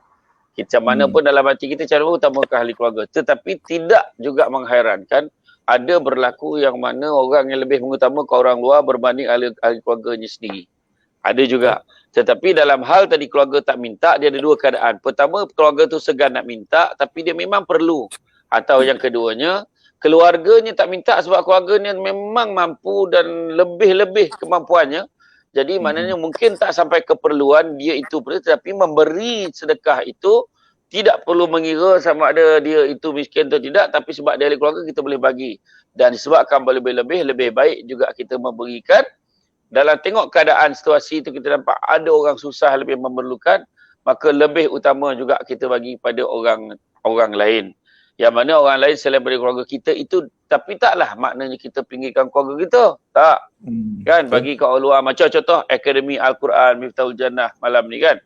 Siap dah nombor akaun tu Kan merangkak nombor akaun. Begitu juga dengan tu akaun Fastaqim Global tu kan. Jadi makna kata ada ruang dan peluang kita boleh bagi kan. Tetapi kalau kita lihat Rasulullah SAW sendiri bersabda dalam sebuah hadis bermaksud setiap kalian ada pemimpin, kalian juga akan dipertanggungjawabkan berkenaan kepemimpinannya. Seorang imam bertanggungjawab dan akan dipertanggungjawabkan berkenaan kepemimpinannya. Seorang lelaki bertanggungjawab terhadap keluarganya dan akan dipertanggungjawabkan berkenaan kepemimpinannya. Seorang wanita bertanggungjawab terhadap urusan di rumah suaminya dan akan dipertanggungjawabkan berkenaan kepemimpinannya. Hadis riwayat Bukhari dan Muslim. Maka dalam ni Nabi pesan supaya setiap ahli keluarga khususnya tonggak utama kena ambil peranan benda ni. Kena juga ambil tanggungjawab. Kebajikan ahli keluarga dan saudara mara juga perlu kita ambil perhatian. Nak pula ada ahli keluarga yang susah. Kita sibuk ni bagi bantuan kat orang. Bagi bantuan kat sana, pergi hamil, beria lah, bagi macam-macam barang. Kan? Tapi dalam dia bagi-bagi tu kan, dia terlupa yang ahli keluarga dia. Dia bagi ni, ada punya ahli keluarga dia yang memang susah, yang sangat memerlukan. Dalam hal tu, lebih baik kita bagi kepada ahli keluarga kita. Nabi sebut juga tangan di atas lebih baik pada tangan di bawah. Dan mulai dengan mereka menjadi tanggunganmu. Mulakan dengan mereka menjadi tanggunganmu. Sebaik-baik sedekah ialah ketika berada dalam keadaan mencukupi segala keperluan. Sesiapa memohon dipelihara untuk tidak meminta-minta, maka Allah akan meliharanya. Siapa memohon dicukupkan segala keperluan, maka Allah akan mencukupkan kehidupannya. Hadis riwayat Bukhari. Dan Rasulullah SAW juga menjelaskan kelebihan bersedekah kepada kaum keluarganya. Yang memerlukan bantuan, iaitu sedekah kepada orang miskin terhitung pahala satu sedekah pahala kepada sedekah kepada kaum kerabat pula mendapat 2 pahala, yakni pahala sedekah dan pahala menyambung silaturahim. Jadi saya yakin soalan saya ini yang telah saya jawab ini akan disambung dengan penuh bergaya oleh Ustaz Halim Din, insya-Allah. Kan? Jadi kadang tu kita tak nak jadi masyarakat yang kita terlupa pada ahli keluarga kita. Kita bagi, sanggup tu pergi ke Kuala Lumpur tu. Kan nak bagi bantuan dekat kesian ibu tunggal dia kata contoh. Kan tapi terlupa ahli keluarga sendiri. Saya tak sebut nama, sebut nama macam tu. Ibu tunggal mana tu? Saya tak tunjuk siapa. Jangan, saya tak nak sebut. Jadi makna kata kesimpulan dia selain daripada tak mungkin dia tak sengaja. Kan? Maknanya kan kesimpulannya adalah kita utamakan ahli keluarga kita dulu. Dan dalam keadaan ada orang lain yang lebih memerlukan dan kita lihat ahli keluarga kita tu tidaklah dalam keadaan kepayahan, tidak keadaan susah dan nak pula dia tak minta dan dia memang senang, maka bolehlah kita utamakan untuk memberi bantuan pada orang lain yang lebih memerlukan. Wallahu alam. Alhamdulillah. Terima kasih Ustaz Syamsul. Jawapan yang padat dan saya kira cukup untuk kita faham sebenarnya. Jadi maksudnya sedekah ni yang dianjurkan, yang kata mula dengan ahli keluarga tu maksudnya Islam mengajar kita untuk tengok Allahumma salli ala Muhammad yang paling dekat dengan kita, sebab kebanyakan kita ni kadang suka tengok yang jauh daripada kita kan. Kita suka tengok kawan-kawan, jiran, walhal adik-beradik ramai lagi yang susah tu kan. Tapi dia buat dia tak nampak kan. Jadi kita start dengan yang paling dekat lah kan. Macam kalau tak nampak tu lain lah, itu cerita lain. Kan, baik. Jadi Alhamdulillah 2 soalan daripada penonton yang kita ni. Ada satu lagi soalan ni, apakah nasihat atau saranan ahli panel kepada masyarakat tentang pemantapan iman dalam tempoh pandemik? Itu kesimpulan lah, kita buat kesimpulan daripada situ lah kot. Okay, jadi untuk kesimpulan ni kita akan bagi peluang juga kepada dua-dua ahli panel, jangan risau. Buat kesimpulan dan terus penutup dan insya-Allah ujung. Bagi saya jawab dulu. Ustaz Alim biar dia penutup. Okey. Biasa kesimpulan. Baik, silakan dulu. Okey. Kesimpulannya jadi tolong Abang Abu ni cepat sangat simpan soalan tu, keluarkanlah soalan tu balik. Aduh, aku nak baca balik ni soalan tu. Tengok. Apakah nasihat? Nasihat saranan panel pada masyarakat dalam pemantapan iman dalam tempoh pandemik ni. Pada saya kita kena ingat kita nak orang kata pemantapan iman kita ni adalah dengan mempertingkatkan etikad kita kepada di dalam kita memperkasakan iman kita kepada Allah Taala melalui tindakan kita, bukan dengan kata-kata semata-mata. Kita bercakap hari-hari dah, kita mengucap dah, kita dah mengaku kita Islam dah, tetapi nak mantapkan iman dalam diri kita ni adalah dengan perbuatan kita. Dalam arti kata lain adalah ibadah. Dan di dalam kita mencapai kesempurnaan ibadah kita, jangan lupa 4 perkara. Pertama, ilmu. Jadi tolong sangat kepada semua dalam tempoh pandemik ni, banyak masa terluang, tolong mantapkan ilmu kita sama-sama. Saya pesan kat diri saya juga ni, mana yang kita selama ni tak ada masa kan, kita cari masa untuk mentelaah buku-buku, kitab-kitab yang ditulis oleh Ustaz Halim Din. Kan kita tengok apa-apa kitab-kitab yang ada, baca ilmu-ilmu yang dikongsikan. Mudah-mudahan rupa-rupanya baru tahu selama ni kita salah, dan jangan malu mengaku salah. Kalau tak tahu, cakap tak tahu. Kan? Kalau tak pandai, cakap tak pandai, jangan mandai-mandai. Kan? Begitu juga kita lihat kedua, mestilah ikhlas. Ikhlaskan hati kita di dalam beribadah ni. Kalau tidak jadi sia-sia aja kita. Nabi kata kalau kita ni ibadah kita, hati kita ni tak disertakan dengan niat kita kepada Allah, tak bersungguh niat kerana Allah, maka kalau kita puasa dapat lapar dahaga dan kita bangun malam itu pun hanya dapat penat dan letih sahaja. Dan begitu juga ketiga, biarlah ada perubahan pada tindak tanduk, perangai dan perbuatan kita. Dan yang keempatnya, mestilah dimulakan dengan niat. Inna a'malu binniat. Jadi untuk pandangan saya adalah, antaranya adalah mantapkan diri kita dengan ilmu-ilmu agama. Mudah-mudahan dengan ibadah itu dapat kita mendekatkan diri kita kepada Allah Ta'ala dan juga mengumpulkan sebanyak mungkin bekalan untuk menuju hari akhirat. Sebagaimana dalam surah Al-Hashr ayat 18, Allah Ta'ala memberitahu kita untuk bersedia untuk hari akhirat. Hendaklah mereka melihat apa yang dipersiapkan untuk hari akhirat nanti. Wallahu alam. Saya serahkan laluan ini kepada Ustaz Halim Din. Silakan. Baik. Jadi habis tu kira menutup lah tu. Habis menutup. Sekali menutup lah. Dia Betul. itu kesimpulan tu kira dah muktamad habis dah tu dah. Tak habis dah. payah pas pada orang lain tu. Kan lengkap tu. Baik.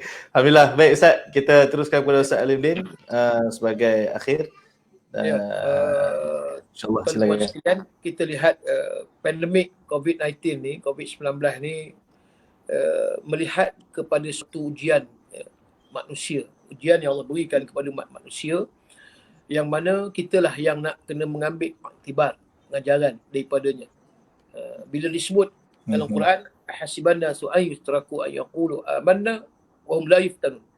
Tidaklah manusia itu, kata Allah, dibiarkan berkata aku sudah beriman, wa hum la yuftanun, sedangkan mereka belum lagi diuji oleh kami, kata Allah. Jadi tuan-tuan puan sekalian, maknanya COVID-19 ni yang kita dalam sejarah, saya lah umur 46 tahun. Ustaz Samsul berapa umur Ustaz? Ustaz Samsul? Saya baru 20. 20? Ustaz Samsul umur berapa tu? Umur? Baru 30. 30? Tapi kena campur lagi lah. 30 belum cukup lah. Awal 40. Awal 40. Alhamdulillah, muda lagi rupanya. Kan? Saya 40. Memang dah tua dah. Batuk pun banyak daripada bercakap lah. Tapi Ustaz Samsul ramai hati-hati selebriti yang Nak kaitkan kita pula. walaupun dia baru nak masuk 40, Masya Allah. Tapi itulah kelebihan masing-masing kan. Baik, jadi intinya tadi, ujian Allah kepada kita tuan-tuan. Yang saya baru umur 46 tahun, Allah uji ni pertama kali. Barangkali kita rasa semualah di antara kita ni kebanyakannya pertama kalilah menghadapi ujian seperti ini. Kita kata suatu ujian yang besar. Rupa-rupanya, bila ujian yang Allah berikan, sebenarnya inilah tadi untuk mengukuh dan memantapkan kita punya rasa iman. Sebab itu, kata ulama, ada dua cara kita nak mantapkan iman. Yang pertama, kita melihat dengan ayat manzurah. Ayat ni tanda kekuasaan Allah. Manzurah, yang boleh dilihat oleh mata. Yang kedua, yang disebut ayat-ayat maqru'ah. Ayat tanda kekuasaan Allah dengan membaca Al-Quran. Maqru'ah, maknanya Al-Quran. Jadi dua ni, pegang. Allah ciptakan mata kita boleh melihat, memandang. Kita tengok macam-macam. Lihatlah gunung yang tinggi. Subhanallah, itu Allah yang punya. Lihatlah burung yang terbang. Subhanallah, itu Allah yang punya. Tiada yang engkau punya. Semuanya Allah punya. Setakat tu dulu Ustaz Samsul. Ustaz Rasdan. Takut nanti ada pula kawan. artis. Semenjak tengok artis ni menyanyi saja.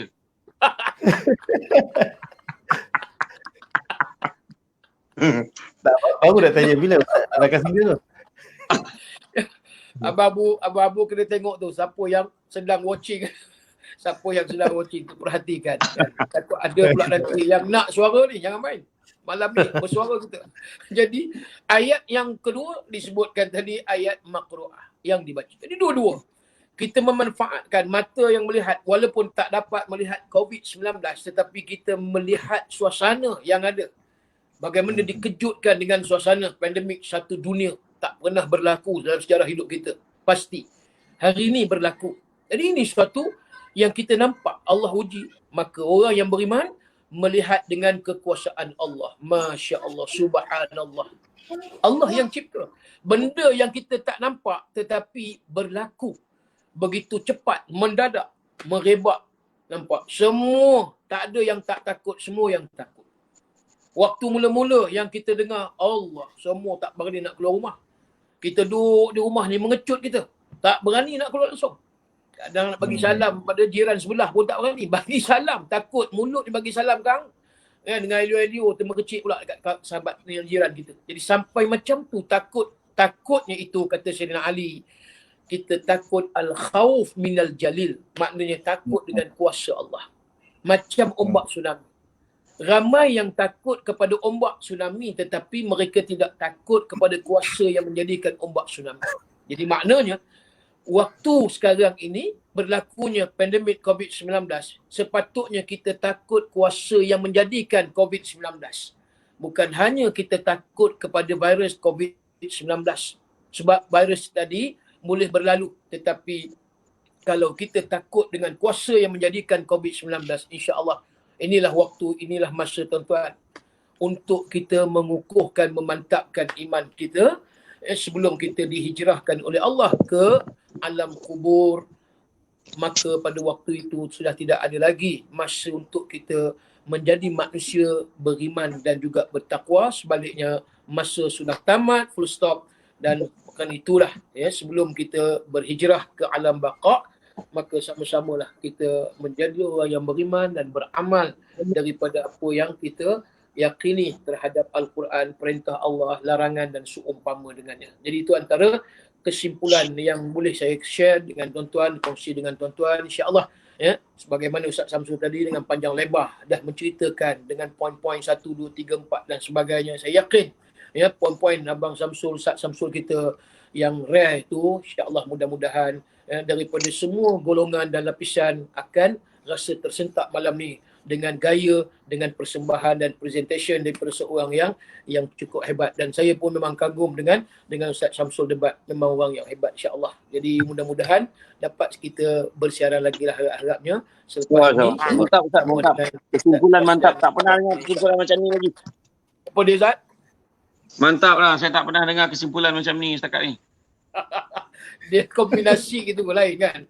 Dan kita ni gitu-gitu hal je. Sebelum apa dia Ustaz Rashdan sebelum nak akhiri ni, seminit dua saya nak promosi sikit. Ada minyak ni, minyak wangi ni. Ustaz Samsul minyak wangi ni. Boleh sekali Ustaz Samsul. Wah, bagi alamat nanti saya post. Minyak wangi ni yang saya import daripada Dubai. Namanya minyak wangi Raihanah Syifa. Alhamdulillah, minyak wangi ni peninggalan warisan daripada almarhum Ustaz Datuk Ismail Kamus. Saya pengasas berdua bersama dengan Ustaz Datuk Ismail Kamus.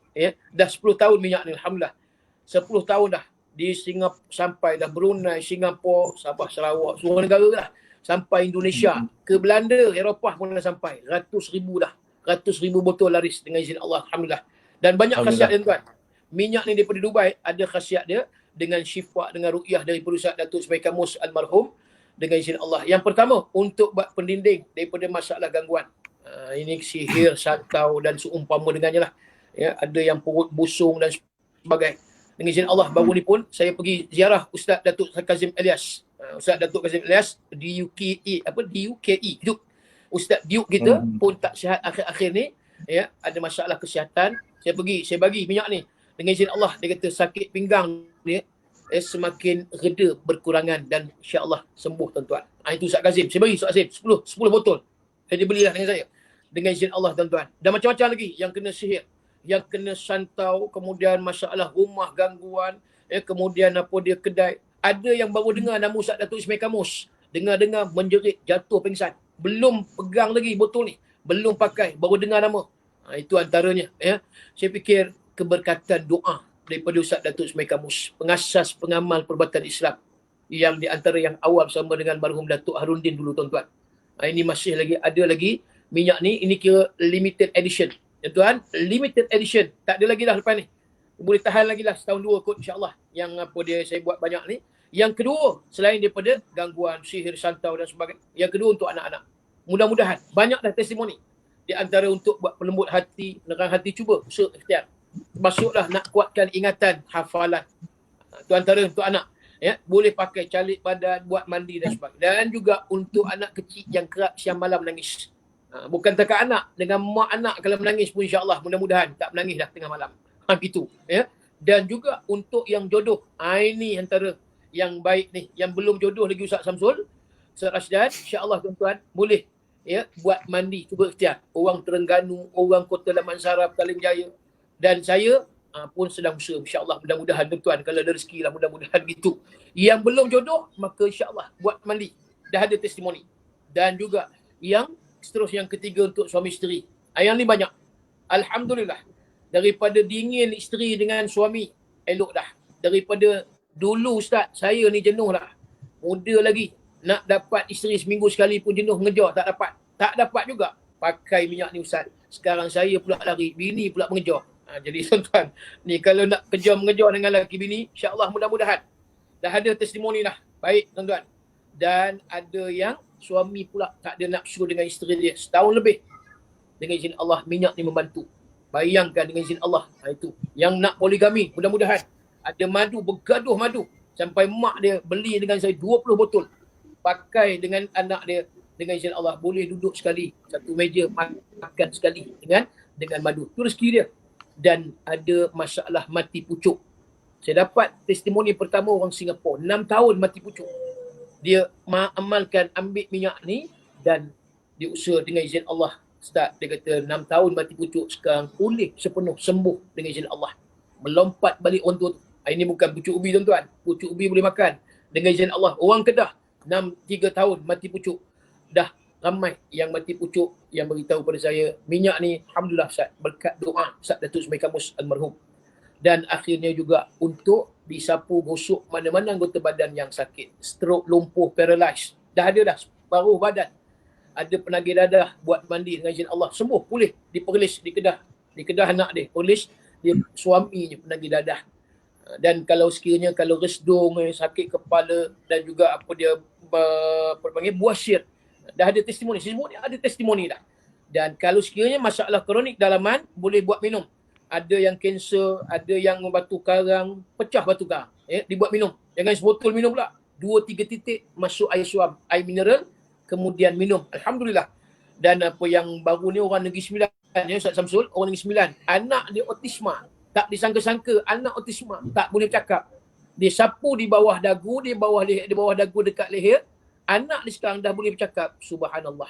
Saya kata inilah kuasa Allah. Wa nunazzilu minal Quran ma huwa syifaun wa rahmatul lil mu'minin. Yang katakan Quran tadi ni menjadi syifa berkat doa Ustaz Datuk Semaih Kamus. Anak autisma yang tak boleh bercakap, alhamdulillah dah boleh bercakap. Dan Ustaz dah tak memberontak, dah tak agresif dah anak. Dulu tak ada eye contact dengan mak ayah, sekarang dah ada eye contact. Ni minyak Rehana Syifa ni. Cuba tuan-tuan ikhtiar. Ini kita kata ikhtiar. Ada yang demam panas, minum minyak ni, batuk, kemudian batu karang, pecah batu karang. Dan macam-macam lagi lah. Yang wanita masalah fibroid. Kemudian kalau nak zuriat, mudah-mudahan cuba ikhtiar. Jadi banyak lagi lah khasiat dia. Boleh hubungi saya. Abang Abu boleh type di situ. Type boleh hubungi saya. Ustaz Halim Din, WhatsApp 012-270-1066. Saya ulang balik. Hubungi saya WhatsApp saya 012-270-1066. Harganya kalau ikut sebotol RM30. Tapi harga PKP, harga promosi 254-100. Ada yang beli 20 botol, 50 botol pun ada. Saya akan bagi harga diskaun lah. Dan juga wang posnya ada nanti kita bagi tahu lah. RM8 lah. Wang pos tak banyak, RM8 sahaja. Jadi insyaAllah hubungi WhatsApp saya akan post. Ni limited edition ni. Sebab almarhum dah tak ada dah. Maka yang ada baki yang ada ni, siapa yang berhajat boleh dapatkan dengan saya. Ada risalah nanti saya akan berikan. Ni risalah dia lah. Ini risalah minyak Rehana Syifa di sini. Ada gambar almarhum Ustaz Datuk Semaih Kamus. Ada khasiat dan cara mengguna pun ada di sini. Minyak ni 4 ml. Jangan langkah, jangan masuk botol ni ke dalam tandas lah. Sebab dah baca ayat Quran dan sebagainya. Jadi itu antara yang saya dapat promosikan. Peninggalan almarhum Ustaz Datuk Semaih Kamus boleh dapatkan. Dan hubungi dengan saya tadi. WhatsApp saya, nombor saya, telefon yang saya beri tadi. Wallahu a'lam. Okey Ustaz Syardan, terima kasih. Beri sedikit masa untuk saya. Assalamualaikum warahmatullahi wabarakatuh. Baik, alhamdulillah. Jazakallah khair Ustaz Alim atas penutup dan juga atas promosi minyak wangi limited edition. Kan, siapa cepat dia dapatlah rezeki dah. Kalau nak beli, nombor telefon Ustaz Alim tadi 012-270-1066. Boleh direct WhatsApp ataupun WhatsApp je lah kan. Kalau call kan takut tak sempat nak jawab. Ustaz Alim dia sibuk. Ustaz Alim dia sibuk, dia selalu live. Dia macam Ustaz Syamsul juga. Ustaz Syamsul lagi hebat sebab dia berhubung terus dengan artis. Kan? Tapi okey lah. Tapi nak lawan dengan Ustaz Alim. Tak, benda dah kena kat sendiri, dah mengaku sendiri, jangan babik dengan orang. Dia tak boleh lawan Ustaz Alim tu ya. Tahu tak apa. Punya banyak orang lah malam tu dia boleh tertengok Era Fazira. Aku tak percaya betul. Tertengok Punya ter dia. Jangan Dia punya ter Era Fazira tau. Jangan deki lebih Ustaz Samsul. Kan? Doa tak ada Rezeki rezeki, orang. meraihkan. Meraihkan. Amin, amin, amin. Doa berbanyak. Amin. Amin. Pakat ramai tulis amin bawah ni haru. Itu semua tulis amin. Baik. Jadi, alhamdulillah, terima kasih banyak saya ucapkan kepada Fadil Ustaz Salim, Fadil Ustaz Syamsul atas kesudian untuk mengisi masa pada malam ni. Melawak kita, gurau kita, mudah-mudahan ada juga manfaat kebaikan yang dapat kita ambil sama-sama insya-Allah. InsyaAllah lah. Jadi sebelum saya tangguhkan, nak promosi juga, tapi nak promosi kuliah yang akan kita live esok subuh dan juga duha bersama dengan Ustaz Ridwan Mu'adno dan juga Imam Muda Azhar, yang mana boleh ditonton di page audio kuliah dan juga di page Akademi Al-Quran Miftahul Jannah. Jadi ada dua page tu, tengok-tengoklah mana yang kita selesa nak tengok, yang senang nak cari kan. Jadi mudah-mudahan dengan sikit usaha yang kita buat ni adalah manfaat kebaikan dapat kita ambil sama-sama insya-Allah. Sampaikan salam pada Imam Muda Azhar esok. InsyaAllah akan disampaikan insyaAllah. Baik, jadi kalau ada yang nak membantu dana kami, dana dakwah di Akademi Al-Quran Miftahul Jannah dan juga dana dakwah bagi audio kuliah, boleh tengok nombor akaun yang kita ada letak di ruang komen dan juga nombor akaun audio kuliah yang ada di skrin layar tuan-tuan ni lah. Jadi insyaAllah tak boleh banyak pun, sikit kan, tak boleh sikit banyak, yang tak boleh buat tak tahu, tu yang tak boleh kan.